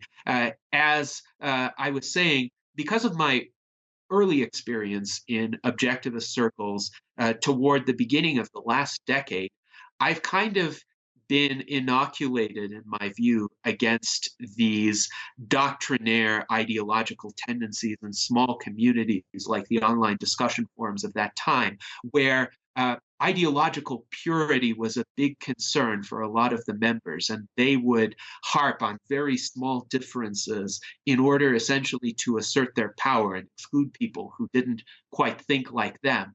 And this was in many ways a precursor to a lot of the tribalism that we saw on social media in this decade. But having seen an earlier and milder version of that, as early as 2006, I decided I'm essentially done with that kind of approach. I was never on the persecuting end, of course, but I saw how within that sort of self-selecting group, if they don't allow in a diversity of different perspectives or opinions, they're increasingly going to become rigid and insular and detached from reality. So with the Transhumanist Party, I have tried as diligently as I could to avoid that and make sure that people of a variety of perspectives are welcome.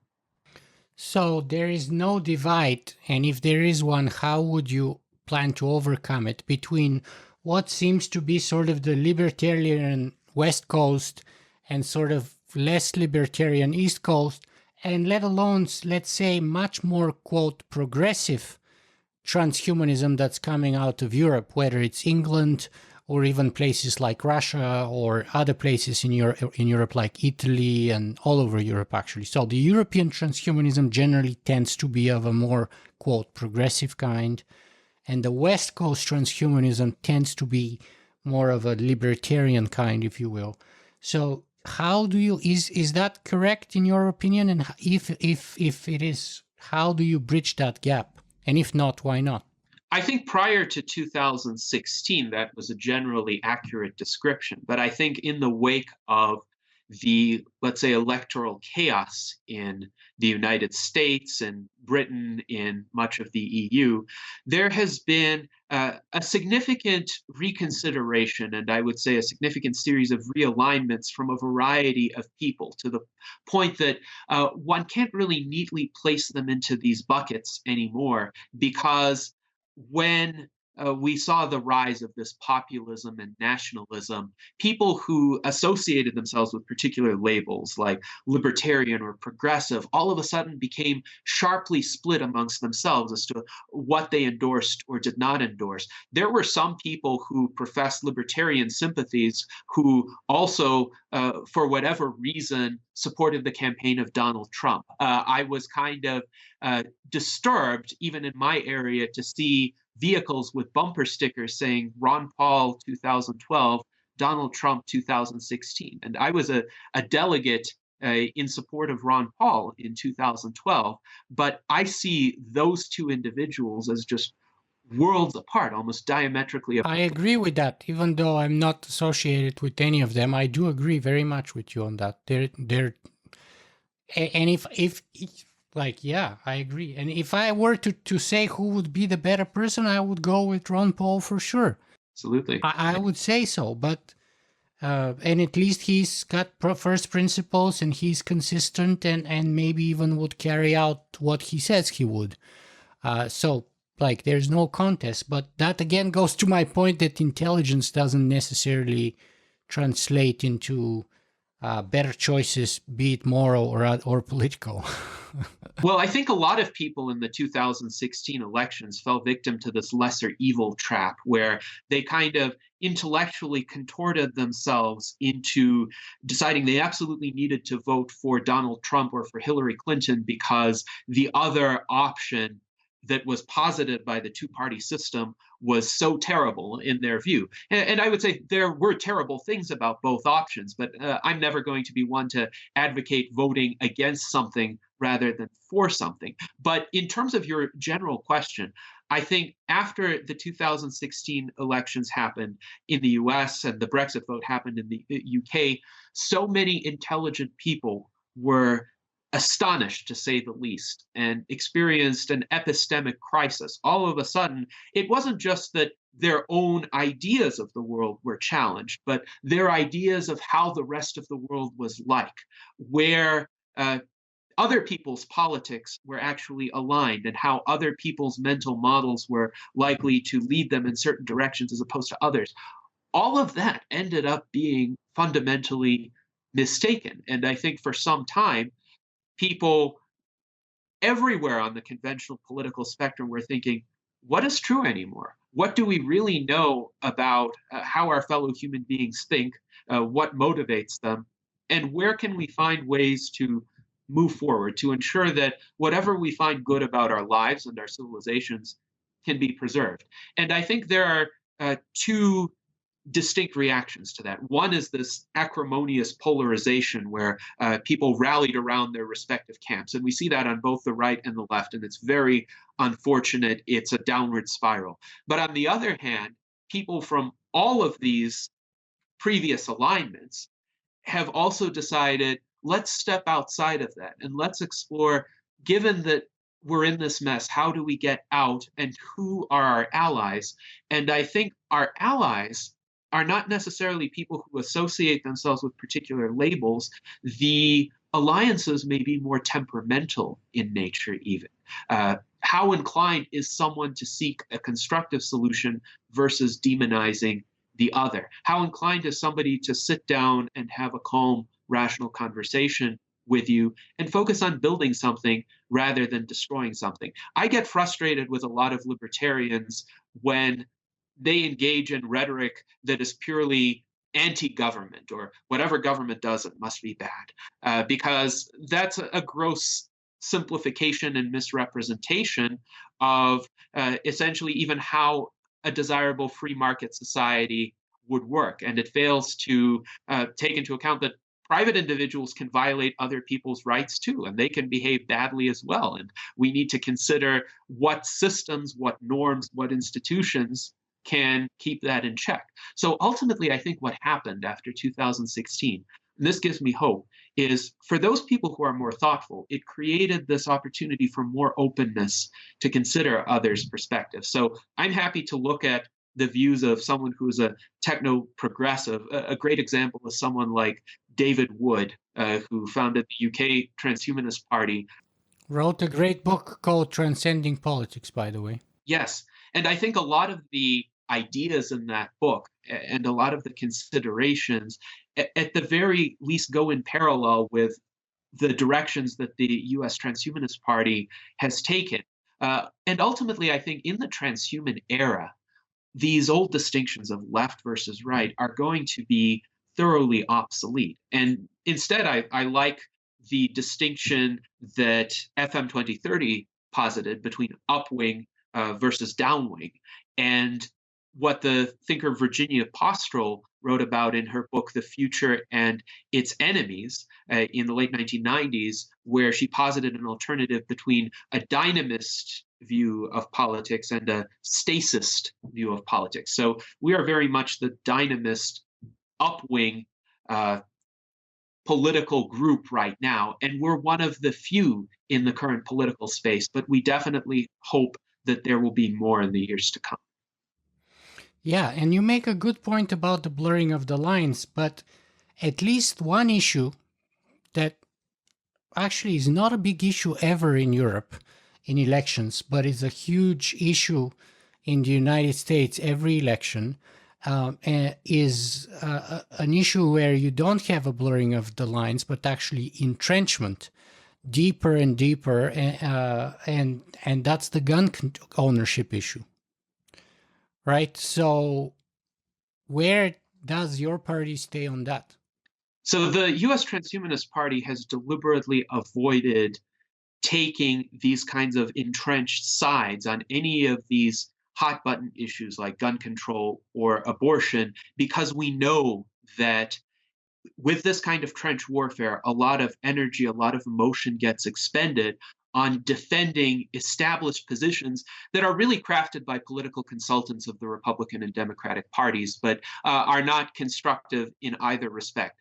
These positions serve to, again, rile up the electoral base of both political parties with fear that the other party's candidate is going to do something dire. Oh, that Democratic candidate, you can't possibly support that person. He or she is going to take your guns away. Or that Republican candidate, he just supports people owning grenade launchers or machine guns and going on indiscriminate shooting sprees, or somehow that Republican, if he gets elected president, is going to undo the Roe versus Wade Supreme Court decision, which they have no power to undo. But this type of thinking, this type of entrenchment is precisely what we're trying to avoid and transcend. I think technology will ultimately overcome both of those issues, and it will overcome other trench warfare issues. So one of the positions that the US Transhumanist Party has taken, and this is the only place in our platform where gun control as such is mentioned, is the idea of including a registration chip in all new firearms that are manufactured. And that registration chip would be under the control of the legitimate owner of the firearm, but it would allow the firearm to be tracked in the event that it is lost or stolen. And in the event that it is stolen, that chip would interface with law enforcement agencies' systems to enable the law enforcement agency to also detect, oh, somebody has illegitimate possession of that weapon. Let's see where it is. Let's try to track it down before a crime occurs. But there are other potentially technological solutions to the problem of gun violence, which, by the way, is not a recent problem. It is a problem that has. Is it a problem of tracking then? I think tracking is one aspect, but protective technologies at the time of the event is another aspect. Imagine, for instance, having nanomaterials that are ultra light but ultra durable, so that the clothing we're wearing would feel much like the clothing we have today, but it would be as sturdy as Kevlar. So if a bullet hits your shirt, for instance, it won't penetrate. So that could be one way, not a perfect solution. Imagine, say, So should we send children in schools with bulletproof clothing? well, I would. This is an entirely different situation, but I would challenge the conventional schooling model altogether in an era of online education and the ability to have much more personalized learning tools. I don't think we need to have public schools in the way that they exist today. But suffice it to say, I'm all for improving the safety of the public schools that exist right now. And I think that there are many reasonable ways to look at a given situation and consider how can it be made more secure, both using technology and using, let's say, more low tech but available tools. One of the big problems with these mass shootings is that they can be perpetrated by single individuals who are kind of cut off from social interaction with others who might have been able to perceive warning signs. And I think this is an aspect of the general degeneration of societal ties that has unfortunately occurred over recent decades in the Western world. So, one challenge that we need to address is how do we restore that ability for people to meaningfully relate to one another? Didn't Karl Marx foresee that and called it alienation, and it's a natural result of capitalism? Well, I don't know if it's a natural result of capitalism or if it's a result of flaws in how our institutions are designed, maybe flaws in the institutional structures that we have that motivate people to kind of go in ways apart from others who might have been close to them in the past and who might have been able to kind of keep them in check and see any warning signs of antisocial behavior early on.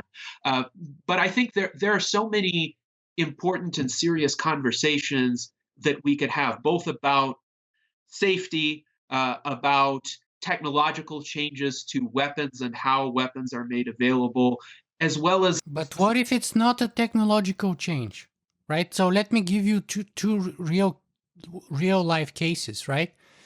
Toronto is the third largest metropolitan city in North America.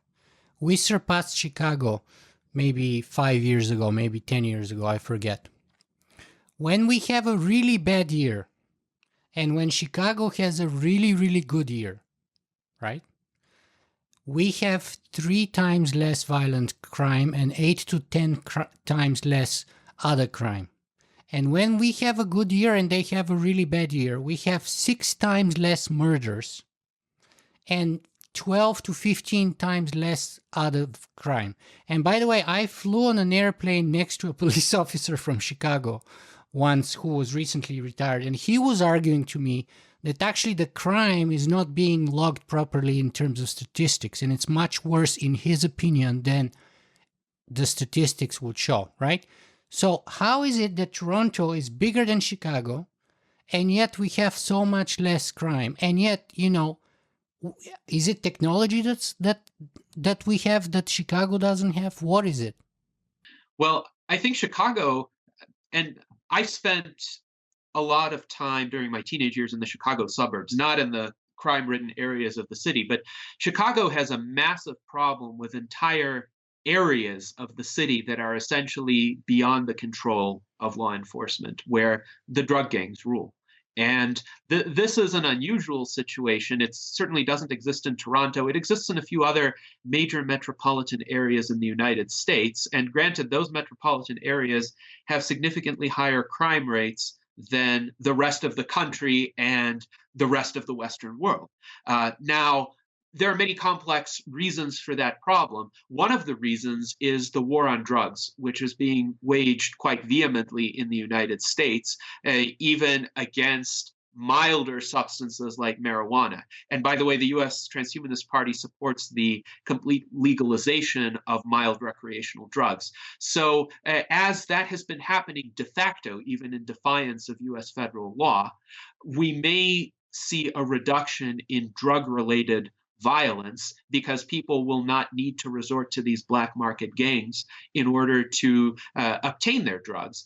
Now, Canada and much of the rest of the Western world has a much more humane attitude toward law enforcement. And this is one of the big problems. In the US, a lot of routine law enforcement protocols essentially involve shooting first and asking questions later. Whereas in the rest of the Western world, there's more of a premise that one tries to peacefully engage with a situation and de escalate it before going in. So it's not a technological problem then. I think it's an institutional problem, and there is a variety of reforms that can be considered, from reforming the way policing is done in the United States to eliminating a lot of the prohibitions on the peaceful and consensual use of recreational drugs, to thinking about how communities can be made more secure, and to facilitating education and opportunities for people to do something constructive with their lives so that they don't have to resort to the drug trade or other kinds of violent activities in order to earn their sustenance. Hmm. So the reason why I'm asking all those questions, by the way, and giving all those examples is because this is what politics is all about, right? And if you are a political party trying to sort of get to the top of the ladder in the biggest economy of the world, then I think it's fair game to ask all those questions, because sooner or later you, especially if you get into power, so hopefully, unlike the Donald Trump administration, you get to ask those questions before you get there, and you have actually something prepared, in my opinion. So that's kind of my motivation, if it's not clear. Absolutely. And these are great questions to be asking about pressing problems of our time. But I think in my answers, I hope that I've illustrated to you the general modus operandi with which we will approach these issues, which is to steer clear of these kinds of entrenched factional points of view and rather see if we can find a path towards something better, something constructive, where we could get consensus actually from a broad variety of perspectives, at least incrementally, whatever somebody's end goal might be. If we roll out particular proposals, they might say proposals A, B, and C are reasonable. Let's implement them. Let's see how they work. Let's consider the data after a few years and see if we need to reevaluate. Mm-hmm. What is one question that I think I should ask you, at least, that I haven't asked you yet? And I have a bunch of questions still to go, but what is one that I think perhaps maybe it's an issue that you get asked often about, or it's an issue that really annoys you because it's really inaccurate the way it's misrepresented, and you just want to state it for the record clearly once and for all and move on from there? Absolutely. So I think the one question that best fits this is, does Zoltan Istvan have anything remaining to do with the leadership of the US Transhumanist Party? And the answer to that question is no. He founded the US Transhumanist Party. He was its first presidential candidate and its first chairman, but effective November 17th, 2016, so for almost a year and a half now, he has had no leadership role. He remains our political and media advisor, but his communications with us on those subjects are limited to perhaps a few emails per month, and his advice is completely non-binding. He doesn't have any intention to control the decision-making processes of the Transhumanist Party, and in reality, he has moved on to, for instance, his libertarian campaign for California governor in 2018, as well as his other personal projects. I think he saw the Transhumanist Party as a stepping stone, a way to become introduced to politics and a way to spread transhumanist and life extensionist ideas. But his modus operandi is very much like that of an early stage startup founder. And I think he recognized early on he was driving the Transhumanist Party. Literally, he was driving his immortality bus across the country. But after the election concluded, that was a stage that needed to be transcended. And we need to have a more systematic infrastructure. We need to have membership. We need to have a more democratic internal decision-making process. And he is I think temperamentally more suited to tasks like media outreach and promotion of ideas in a kind of very high profile, sometimes sensationalist way. But at this stage of maturity, the Transhumanist Party has gone beyond the need to do that. And hence, someone like me, who is more of a technocratic administrator. I don't focus so much on getting the most media coverage I possibly can, but I do focus on crafting that infrastructure. Is the type of leader who is needed for this next stage until we get to that critical threshold where essentially the members can drive the activities of the party irrespective of who is in charge. And hopefully we can get there within a year or two. At least that's my aspiration. But there are some people in the transhumanist community who are kind of fixated on Zoltan's campaign and what Zoltan did or didn't do, or their disagreements with him. And I would just say to those people, you're living in the year 2015. And I would invite them to consider what the Transhumanist Party has become since then. Look at our website at transhumanist-party.org and form your own views as to how it has evolved and whether you like what you see. But don't just limit yourselves to what your impressions might have been 2.5 or 3 years ago. Even though, to be honest, if I remember correctly, during my last interview with Zoltan, when he was here in Toronto, he said that he might come back to the Transhumanist Party and take leadership again. I did not know that he had made such a statement. Now, suffice it to say... my memory may be tricking me here, but I think that's what he said during the last interview, so that's subject to verification. If I may ask, when was that interview conducted so that I could go back and take a look? Yeah, I'll put a link in the show notes in the end. But basically, the interview was done maybe 2 or 3 years ago here in Toronto. It's the last interview. I've done 2 interviews with Zoltan. The first one was when his book came out, and it was predominantly about the transhumanist wager. And the second interview was predominantly about his presidential campaign. And there we touched about the Transhumanist Party and some of the animosity happening in the community. But so it's been 2 or 3 years. And of course, his position and opinion may have evolved since then. But basically, if I remember correctly, his plan was give it away, then maybe come back or something like that. So anyway, how did you become the chairman of the Transhumanist Party?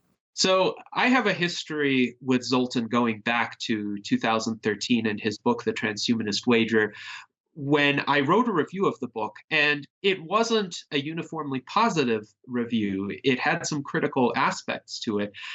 One of the comparisons I made was to Ayn Rand's Atlas Shrugged, except I made the point that the characters in Atlas Shrugged, going off of their objectivist morality, actually would have been a lot more restrained than Jethro Knights in the latter part of the Transhumanist Wager. And I'm not going to expound on everything Jethro Knights did because that might spoil the ending of the book for those who haven't read it yet. But suffice it to say, Zoltan, when he saw that review, he wasn't upset at all by my criticisms. He thought that it was a thoughtful analysis that honestly engaged with the work.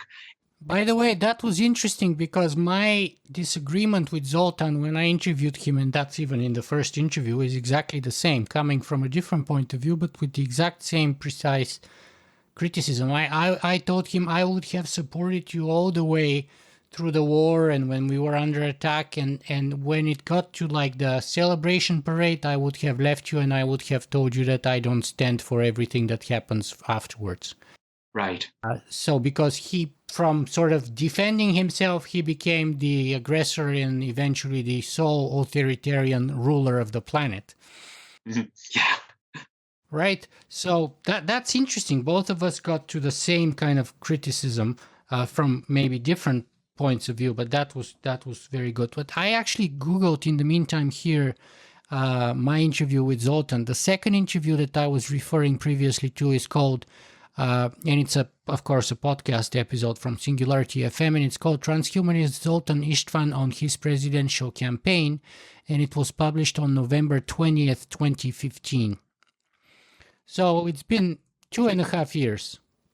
Yes, and I think what happened in the intervening year, because a year had elapsed from that interview to the time I became chairman, was Zoltan probably reevaluated a lot of the political potential of a startup political party, essentially. I think he thought it would be easier at the onset of his campaign than it ended up being. And the major reason is the very stringent ballot access requirements that have been constructed by the major two political parties, specifically to keep out upstarts like the US Transhumanist Party.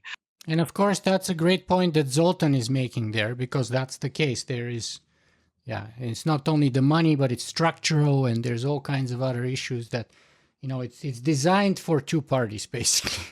It's designed to minimize the chances of third party applicant or candidates, and to minimize the vote of people who would even consider or vote for those people. So I think he came to the conclusion that it would be better for him to pursue another avenue. And probably, this is my hypothesis of what will happen. I obviously can't speak for him. After the Libertarian campaign for governor, which again, he probably wouldn't win because California has a top two voting system where the people who get the largest two vote counts in the primaries, irrespective of their political parties, are the ones that run on the general election ballot. So in California, it's almost necessarily going to be two Democrats running against one another. So after that concludes, Zoltan really does want to influence policy. I think he might try to become an advisor to a more established political figure. And he has floated that as an idea. But this is probably where he has the most opening, because he is now a world-renowned transhumanist speaker. He has consulted with many agencies. He has spoken all over the world. So he has that resume that might enable somebody to retain him as an advisor. And that could be great for his role and his influence. It's not something that I would ever consider doing because I would like to have a bit more autonomy to kind of stand apart from this mainstream political fray and articulate the principles in, let's say, a more far-sighted fashion. So this is where I think he probably won't return to the Transhumanist Party. But speaking just simply of the sort of procedural point here that I was making, how did you become a chairman though? Did you get elected, or how does that work? Well, at that time, when Zoltan asked me to be the next chairman, the Transhumanist Party had essentially one member, which was Zoltan. So he asked me to become his successor, in effect, and create this democratic infrastructure. There has not been an election yet.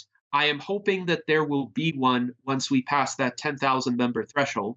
And the reason why I think that threshold is important is because then the election results would be representative of the transhumanist community as a whole. So right now we're building up that infrastructure where people can come into the party and say, here we are, we want to have a voice. And in the meantime, we're continually refining our voting systems to enable them to have that voice efficiently. And in the meantime, of course, there are plenty of opportunities for members to vote, as in our platform votes, or to exercise initiative through self-driven projects. But the reason why Zoltan selected me to be the chairman, and he was very candid with me about this, is that over the years from 2013 to 2016, when we had a variety of interactions, he saw me as a very systematic and structured and organized type of individual who could actually pull this movement forward and keep it together, rather than have it just degenerate into something driven by personal preferences or the preferences of a particular faction. So hopefully I've been able to live up to that portrayal that he provided to me. And I think he also recognized that this type of temperament, this type of personality, would be more effective than his own at this next stage of the Transhumanist Party's existence. So if he were to want to come back, would he have to sit an election, or how is that process going to work? Or if anyone else would like to, let's say in politics, gun for your position? Because this is politics, my man. This is politics.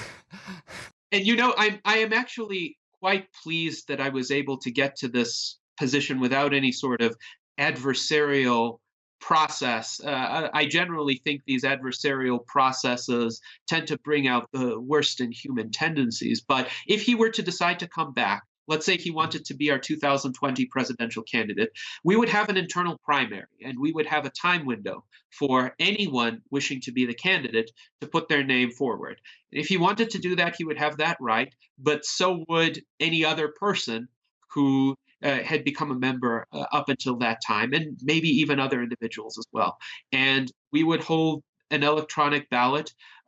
We would be as transparent about it as possible. If people want to be observers of the election, have checks and balances, have detailed access to the results, we will try to make it happen. Now, I myself have absolutely no ambitions for the presidency or even, say, a state level legislative position. The only position I'm running for, and this is outside of the Transhumanist Party, is the board of trustees of the Indian Hills General Improvement District, which essentially encompasses my neighborhood and a few neighborhoods surrounding where I live. And it's a kind of... It's a municipal. Right.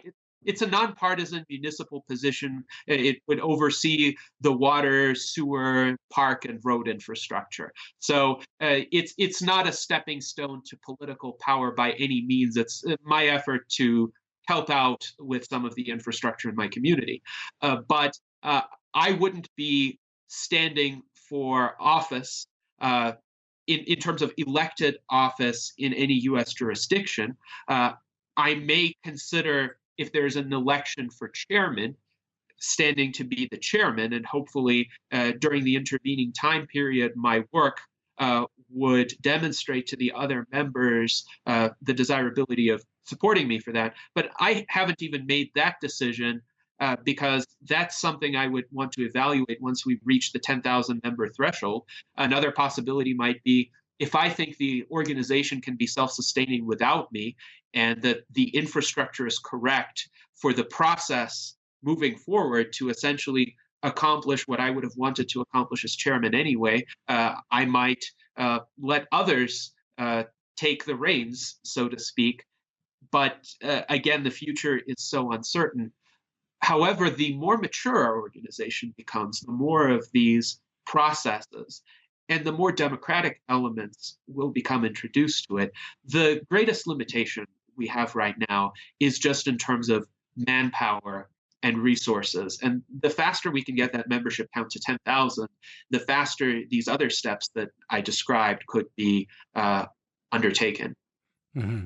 So you kind of preempted my question, because I was thinking, you said you're more of an administrative kind of a person, and I was going to ask you, do you have any political aspirations yourself? But you answered that already.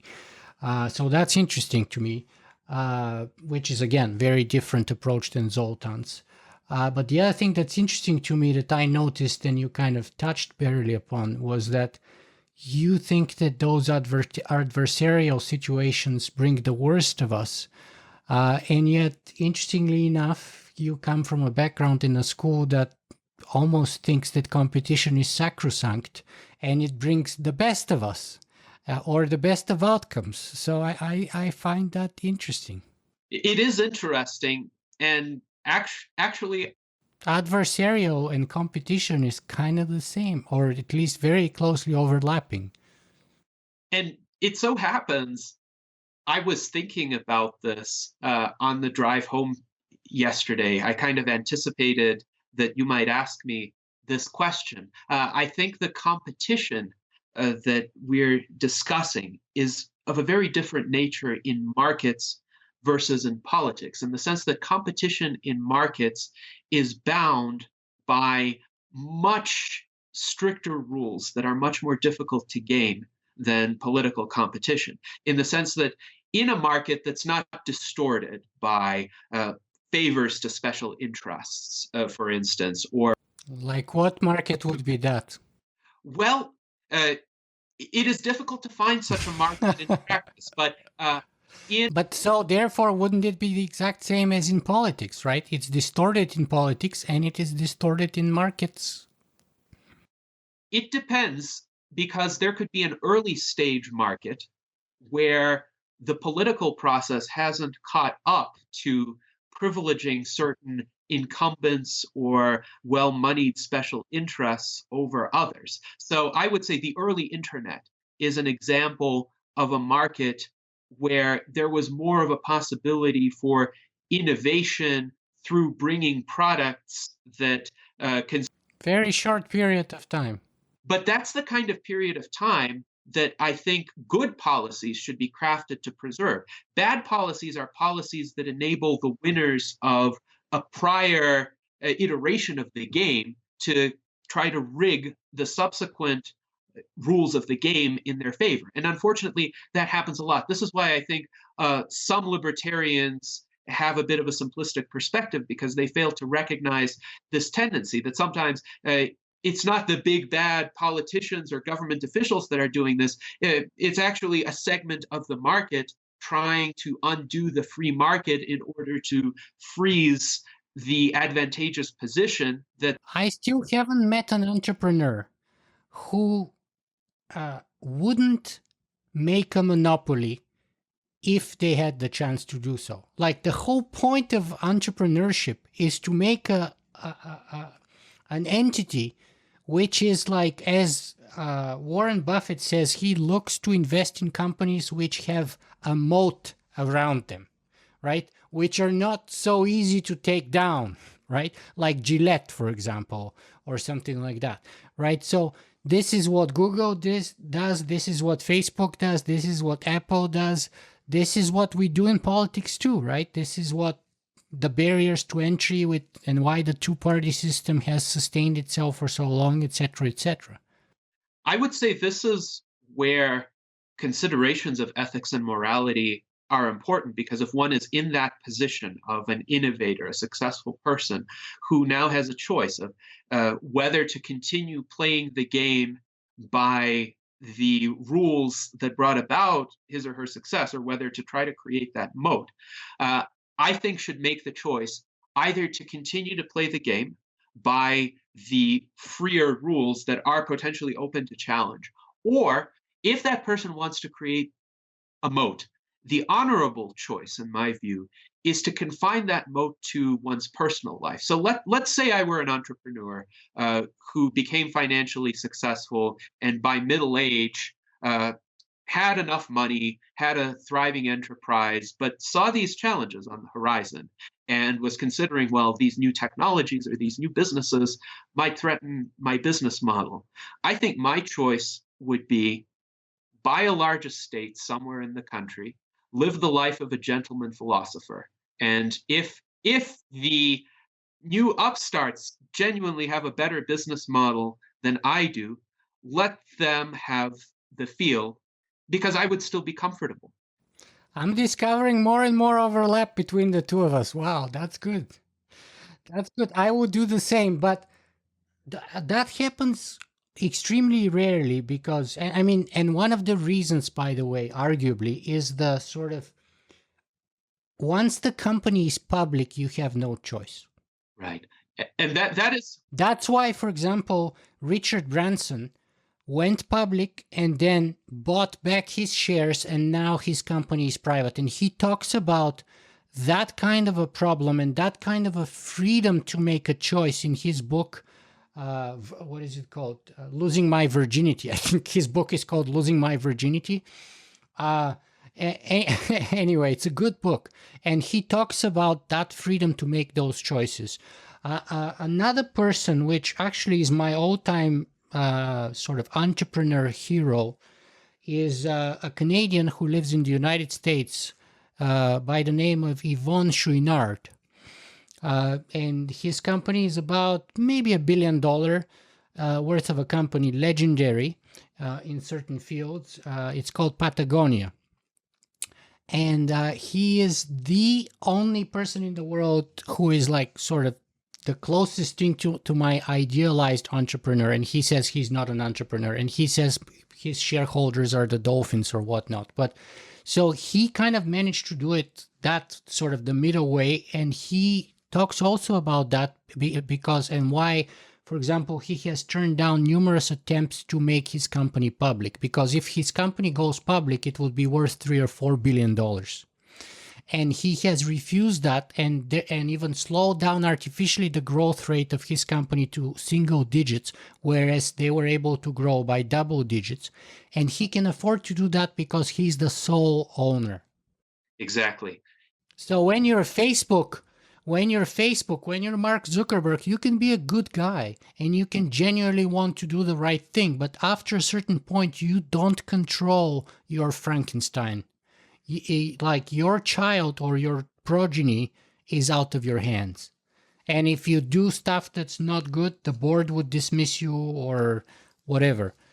Like you lose control. And unfortunately, then you become a machine that's designed to make just the greatest return in the short term. So I think that's part of the problem. Yes. So by the way, I am a runner. I run between 30 to 60 miles per week, and your description of the philosophy behind Patagonia has actually made me want to purchase more of the Patagonia running gear, because it is quite prominent in my area in northern Nevada. So I am definitely going to look into that. But I think, oh my God, check it out. They even were doing stuff like buying land, public land in Nevada, right, in order to turn it into national parks. And he was saying how how it's actually paying for itself and how much cheaper it is, right? And some of his, like for example, his previous CEO went to, I think, Patagonia or to Chile and Argentina, and has created national parks worth 2 million acres or some crazy amount of land, and they've created national parks. So they buy the land privately, and then they make it as a national park, and they give it away to the country, or make a foundation. I don't know. So I recommend you check out his book. It's called Let My People Surf. And also there's a couple of amazing documentaries or videos online about him. Yvon Chouinard, Patagonia. It's like amazing. absolutely. That's a digression. And I know you're a runner, and I was planning to ask you what kind of personal habits do you have for life extension? So running is the major one, I would say. And I have improved both my speed and distance over recent years, such that now I can run longer and faster than I even could in high school. So I've run marathons. I plan to run several ultra marathons this year. And I'm very much inspired by the example of, Bill Andrews. yes, who is a friend of mine. His company, Sierra Sciences, is based in Reno, Nevada, and I have run several times with him. I hope to run with him many times more. And more generally, I think the ultra running community is a great group for encouraging healthy habits and giving people advice about how to improve themselves physically. And I do some other exercises too, mild weightlifting, floor exercises, walking. I've done a bit of cycling in my past. I hope to return to that once I can get a bicycle that I actually enjoy operating. In terms of, and I like these older 1970s era, very simple but sturdy bikes that are very good for city streets. Brother. Yes, yes, indeed. I rehabilitated one that was in my parents' garage when I was visiting them in a suburb of Chicago, and it worked just the way I remembered it. It's absolutely wonderful to just cruise around the neighborhoods like that. And then in terms of my other habits, I don't smoke, I don't drink alcohol, I don't take any recreational drugs.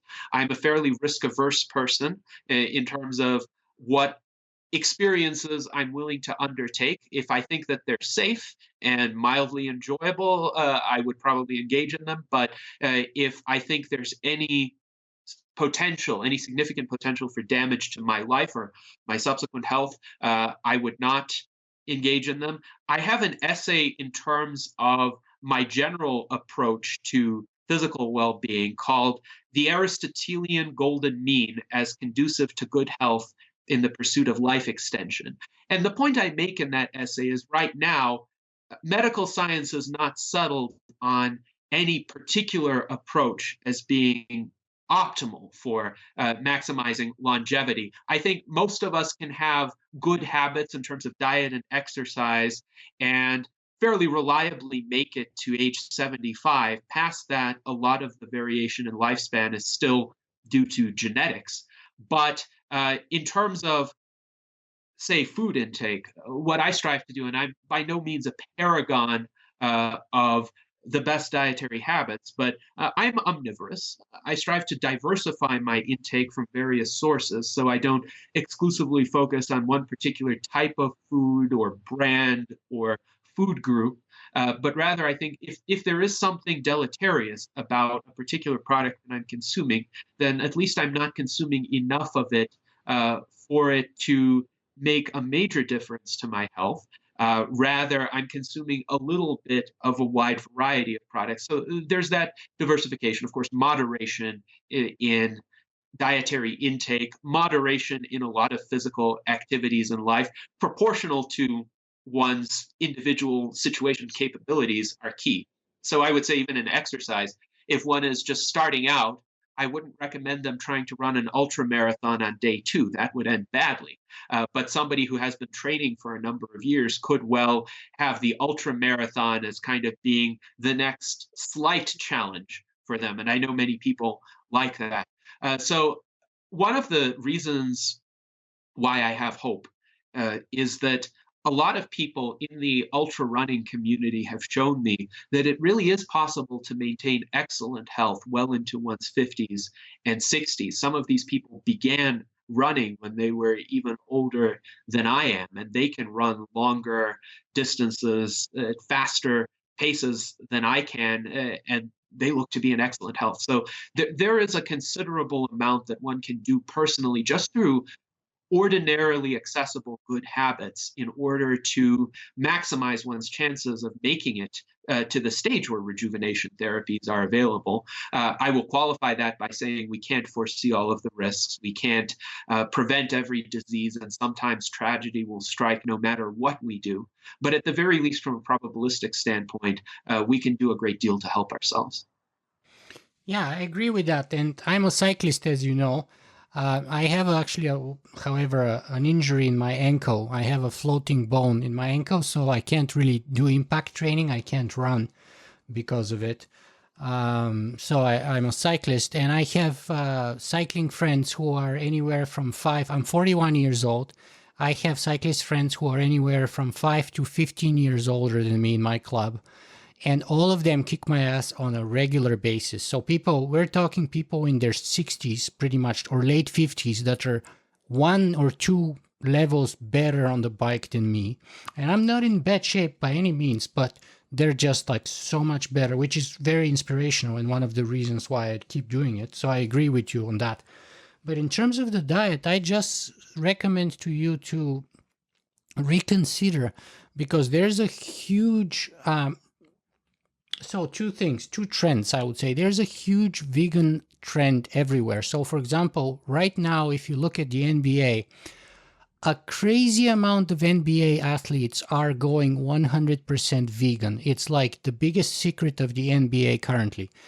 We're seeing the same thing, by the way, happening with some ultra marathon runners. And there's a guy, and I forget his name right now, who is a legendary ultra marathon runner who switched to vegan 2 or 3 years ago, and he's like late 40s, early 50s now, and he says he runs better than ever now. That's also happening in MMA. Conor McGregor got beaten up by a vegan sissy, as they called him. And the reason behind that, so those are just practical examples of people doing it, but the reason is that we are right now in the nutrition and that's kind of going to the core that medical science has not concluded yet those things. Actually, medical science has concluded all of that. The conclusions on sugar are pretty clear.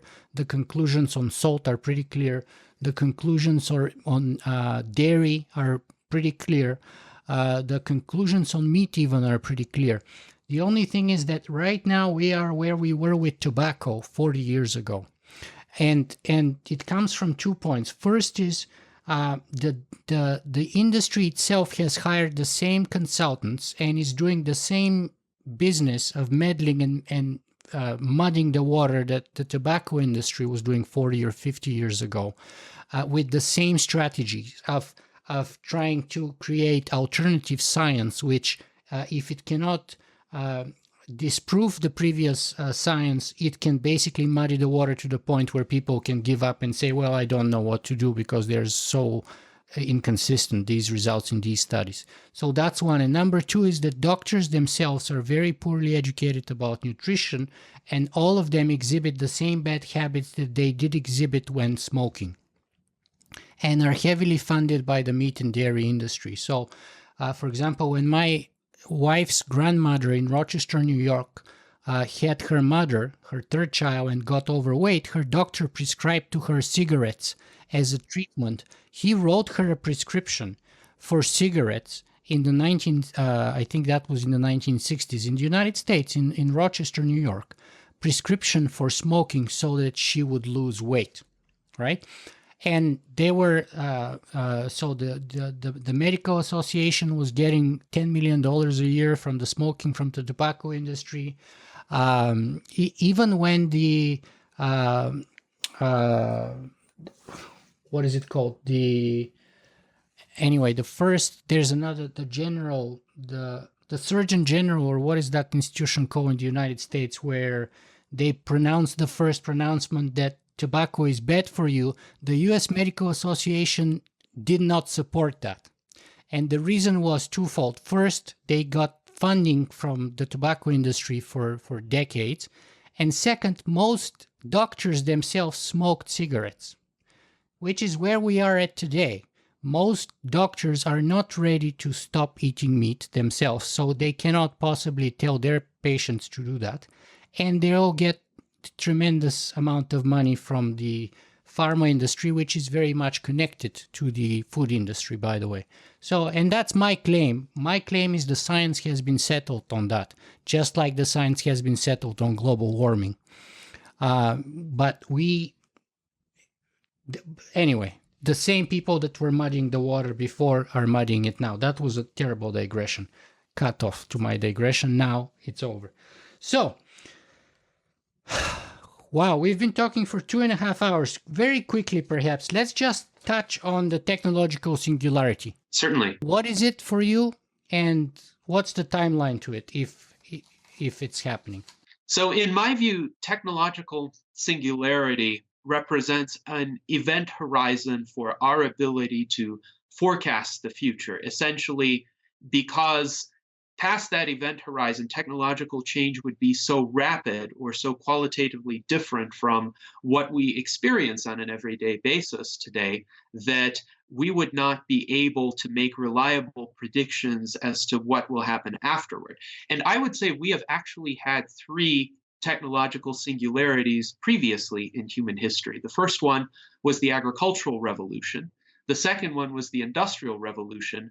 And the third one was the information revolution of the late 20th century, such that people living prior to each of those singularities, they could have foreseen the future proximate to them, but they wouldn't have been able to foresee exactly how life would be in the aftermath. So, for instance, Leonardo da Vinci was one of the most far-sighted thinkers of the agricultural age, and he did sketch out a lot of innovative machines like flying machines. However, I don't think he would have been able to foresee the full capacity of the production processes of an advanced industrial civilization, even say of the late 19th century.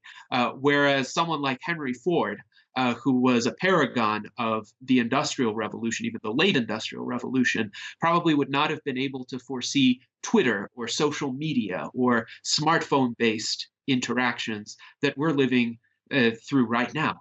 Now, the next technological singularity, I think, would come about from a convergence of a variety of emerging technologies. For instance, biotechnology, nanotechnology, related advances in medicine, advances in computation, artificial intelligence, automation, space travel, technologies of what Jeremy Rifkin refers to as the third industrial revolution, which would involve embedding data in everyday devices, smart devices that are integrated into infrastructure. So we would have smart infrastructure that would be able to. So if I were to force you to compress that into a single definition, what would that be?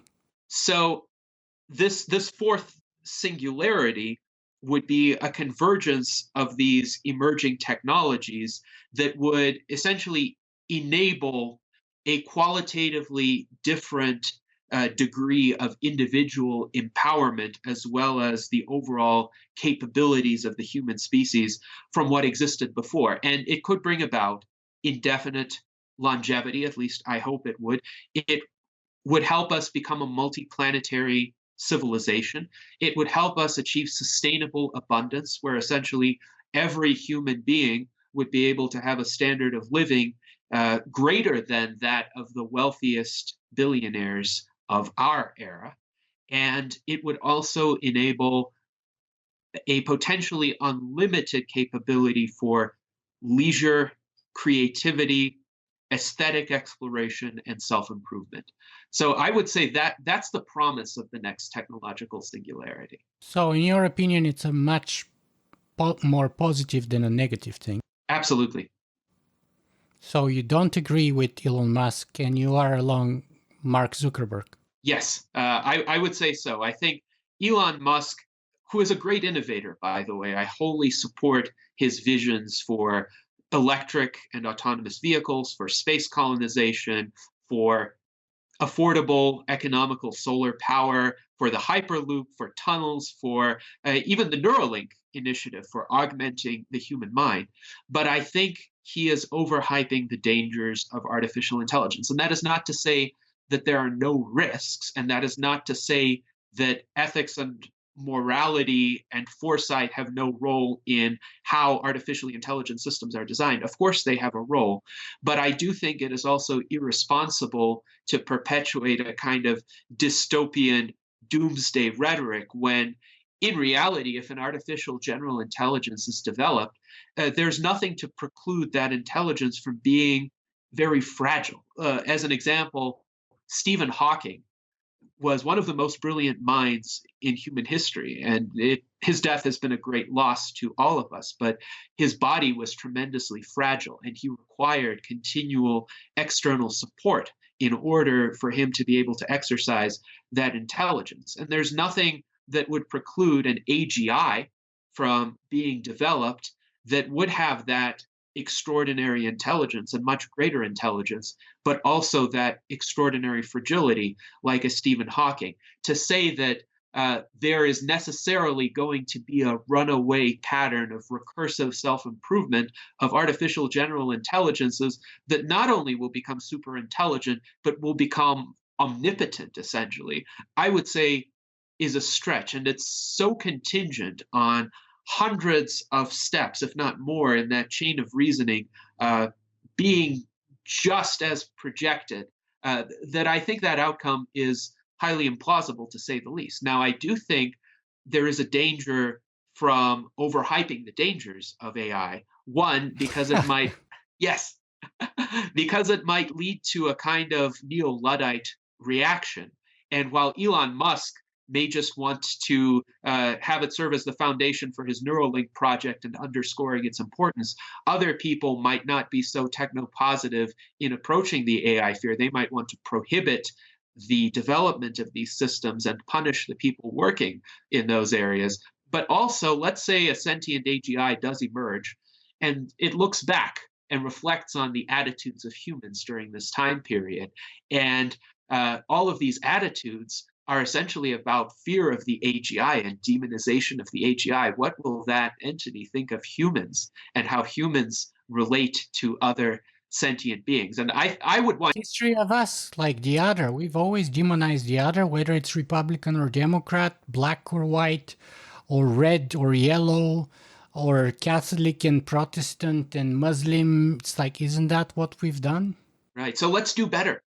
Let's form a framework of rights and recognition of potential sentience and intelligence and other beings that we might encounter, so that if and when that moment comes, when humans have to make a decision, how do we approach this new type of entity, that more rational and more welcoming minds will prevail and create an environment where peaceful coexistence is possible, as well as potential integration. Ray Kurzweil's idea of merging, at least partially, with the machines may create a situation where we're all part human and part AI, just like there's no real clear objective delineation among nationalities. We all have ancestors who could be considered to belong to a variety of ethnic or national groups. So it's better not to set up strict distinctions along these lines, but see how inclusive and how cosmopolitan we can be while maximizing the flourishing of everyone. And what about hard takeoff or soft takeoff? It seems to me that you're more of a soft takeoff kind of guy. I am more of a soft takeoff kind of guy. I think right now, in the next 15 to 20 years, we're primarily going to see the improvement of narrow AI systems that are going to become very proficient in particular domains, like operating a vehicle or maybe ordering food for you based on their recognition of your preferences, or maybe creating art or composing music. But it would be very difficult to get a musical composition program that all of a sudden learns how to drive a vehicle. If and when we get to that stage, that would become an early AGI, and it would be interesting and wonderful to experience. But the AI researchers I have spoken with, including Peter Voss, among many others, think that there are still many problems that need to be overcome, as well as additional public support for that research that would be needed in order for those significant strides to be made. Now, I think on balance, there will probably be an AGI sometime this century, but again, the early AGIs aren't going to be these omnipotent beings. So it will be more of a gentle easing, I think, from very competent narrow AIs to AGIs that might have competence in multiple domains. And so what about those previous three singularities that you've mentioned and the idea of progress? Because you did say that it's a sort of a positive thing, it's an optimistic thing. Well, let's start with the first one. I think, at least just briefly, it's going to drag our conversation for another 5 or 10 minutes, but Yuval Noah Harari calls the agrarian revolution the greatest fraud in history. Right? So people used to work 20 hours a week before the agrarian revolution at the most, and then they started working 40 or 60 hours a week after the agrarian revolution. People used to be very tall and healthy and used to eat diversity of foods before the agrarian revolution, and based on archaeological evidence, we can see that the agrarian revolution made people who were much shorter, much sicklier, lived a shorter life. And even there's some evidence that there is a decrease in brain size between the hunter-gatherer society and the society of the agrarian revolution. And the fact that they were depending mostly on staple cultures and monocultures and one or two things for food made them very susceptible to disease, diminished their longevity, made them very malnourished. And also because they were crowded in tighter spaces, the diseases would spread up much faster and all of that. So in short, their life got harder, shorter, they were hungrier, and they worked a lot more and suffered a lot more for it. Thus, he calls it the greatest fraud in history. I would dispute some of those factual characterizations. My understanding of the evidence is that average life expectancies in the Paleolithic hunter-gatherer days were around. Not Paleolithic, right before the hunter-gatherer society. Let's say we all together, the agreement is that the agricultural revolution happened about 10,000 years ago, roughly. Right. So we're not talking Paleolithic. We're talking about 15,000 years ago, like a couple thousand years before that. Right. So my understanding is even then the average life expectancy was somewhere in the late teens, not because people died of the diseases of old age, but because they died of infections and internecine tribal warfare. Steven Pinker in The Better Angels of Our Nature brings up evidence essentially. Yeah, that's been disputed, by the way, very severely in terms of the warfare and all of that. But even with warfare, still the numbers are not convincing that there was an improvement, because actually here's how the argument goes with warfare. Let's say you have a warfare between two tribes, right? One tribe leaves. If one tribe is defeated, one tribe can leave and go to hunt and gather in another location. Once, however, you have a permanent settlement and you have a one crop that you have to defend, then it's a winner take it all situation.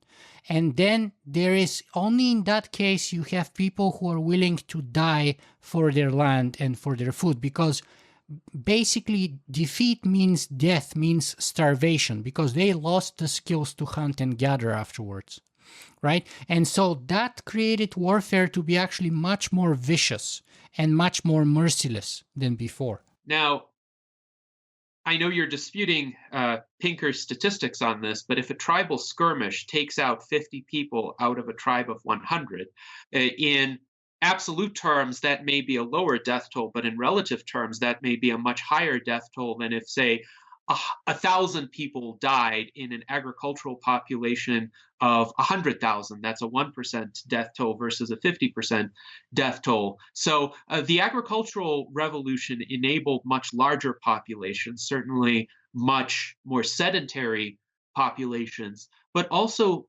more comfortable amenities, higher. Actually, that's not the case, because you can even see it in the archaeological record. A hunter-gatherer is much healthier, much taller, doesn't exhibit arthritis. A person who works the plow fields all day long, or plants corn, or gathers corn, has all kinds of diseases that didn't exist before. And you can see the hunching, which we are not naturally. We evolved to walk and not to plow the fields, or not to tend to corn, or raise potatoes or wheat or what have you. And that can be seen in our backbone and in the diseases that we started exhibiting the moment we crossed. And actually, Yuval Harari goes through the full 9 yards of list of things like that. But keep in mind, that hunched over agricultural laborer, had he lived in a hunter-gatherer society, would most likely have been dead. Why? That is to say, there's a survivorship bias in the analysis of the hunter-gatherer people. Yes. Who lived long enough that archaeologists could discover their tall, healthy skeletons. So that could have been a small percentage of the overall population, and the majority of that population could have died in infancy or childhood or their teenage years before getting to that point. So it could have been a very brutal selection process where only the super tough hunter-gatherers actually made it to full-fledged adulthood, and they had to stay healthy in order to survive, or they were just lucky. Though keep in mind, evolution is merciless. You could be the best specimen of your kind, but you could trip and fall over a rock, and if the fall is sufficiently bad, you're dead and you don't pass on your genes.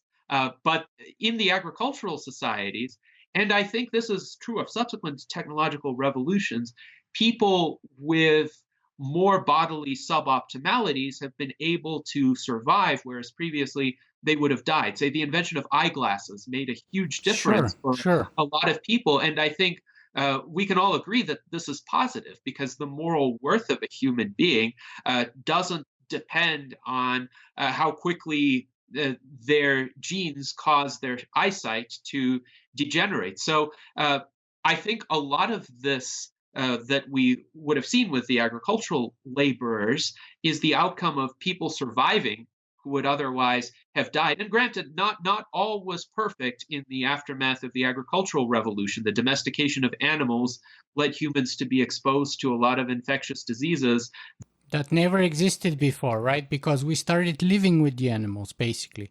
Right. And by the way, when you're giving a number of 50 out of 100 in warfare, which I'm not sure is accurate at all, we know that the Black Death caused that number to actually happen, and it only happened in cases like Europe and Asia, and it didn't happen in cases which had undergone the agricultural revolution, but it didn't happen, for example, in North America here, where people lived in the hunter-gatherer society, right?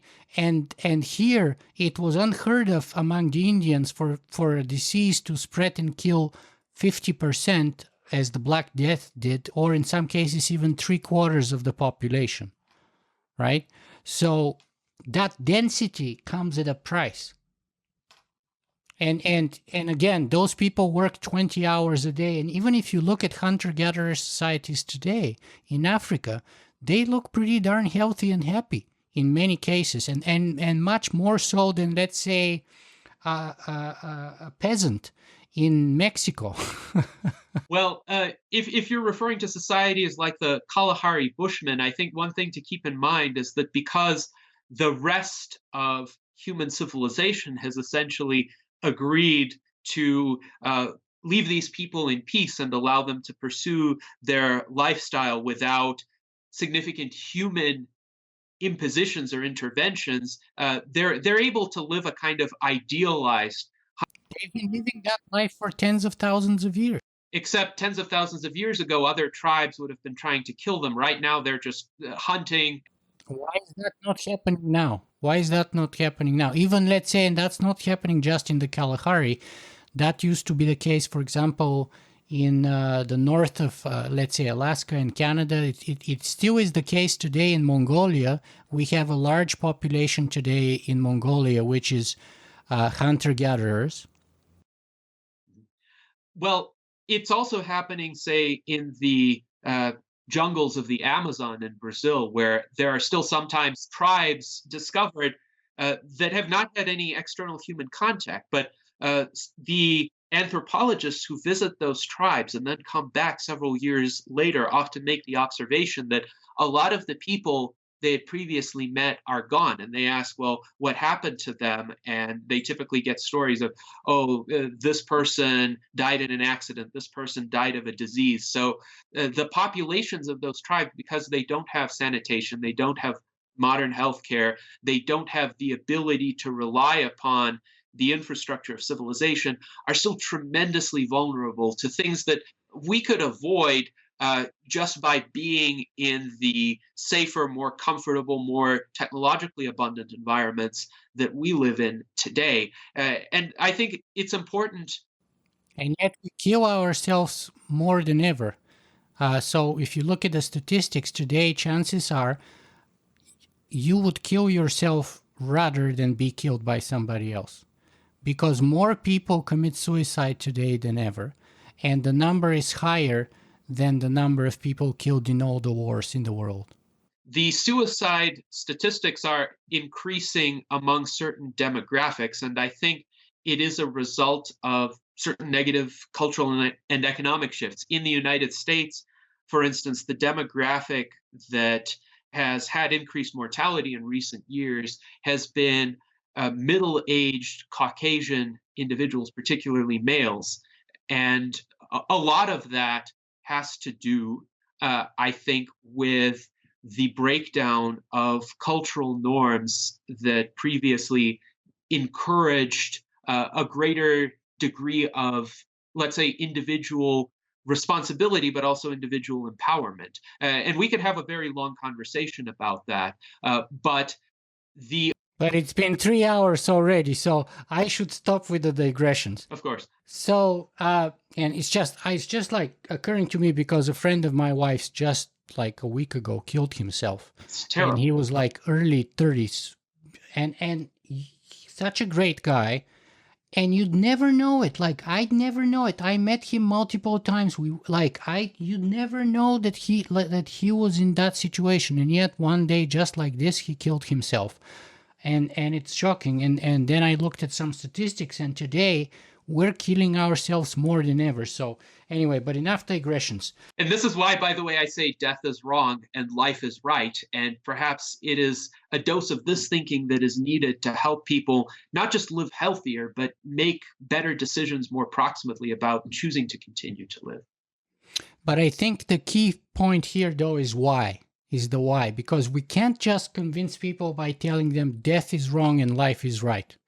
There has to be a story behind why that is the case. There has to be a story that gives them the why.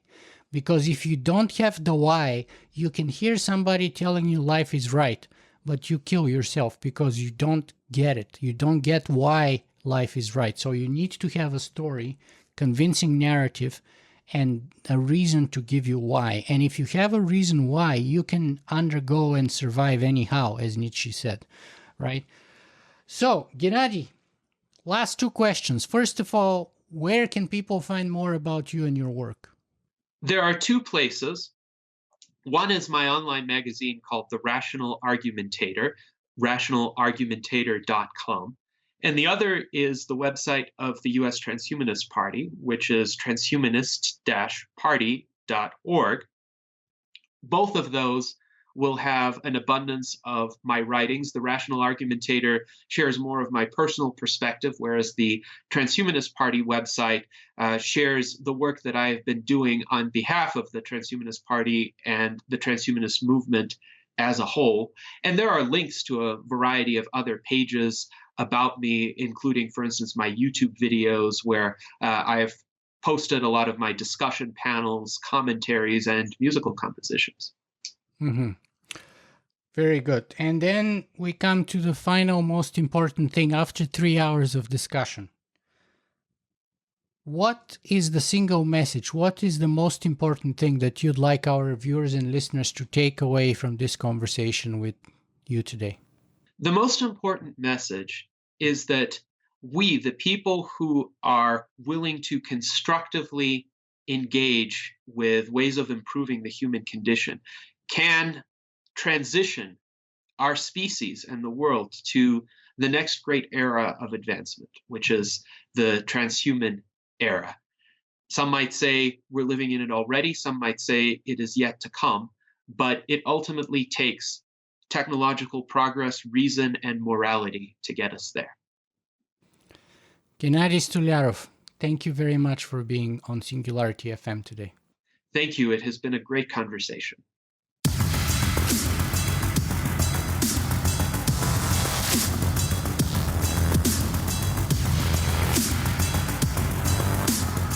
If you guys enjoy this show, you can help me make it better in a couple of ways. You can go and write a review on iTunes, or you can simply make a donation.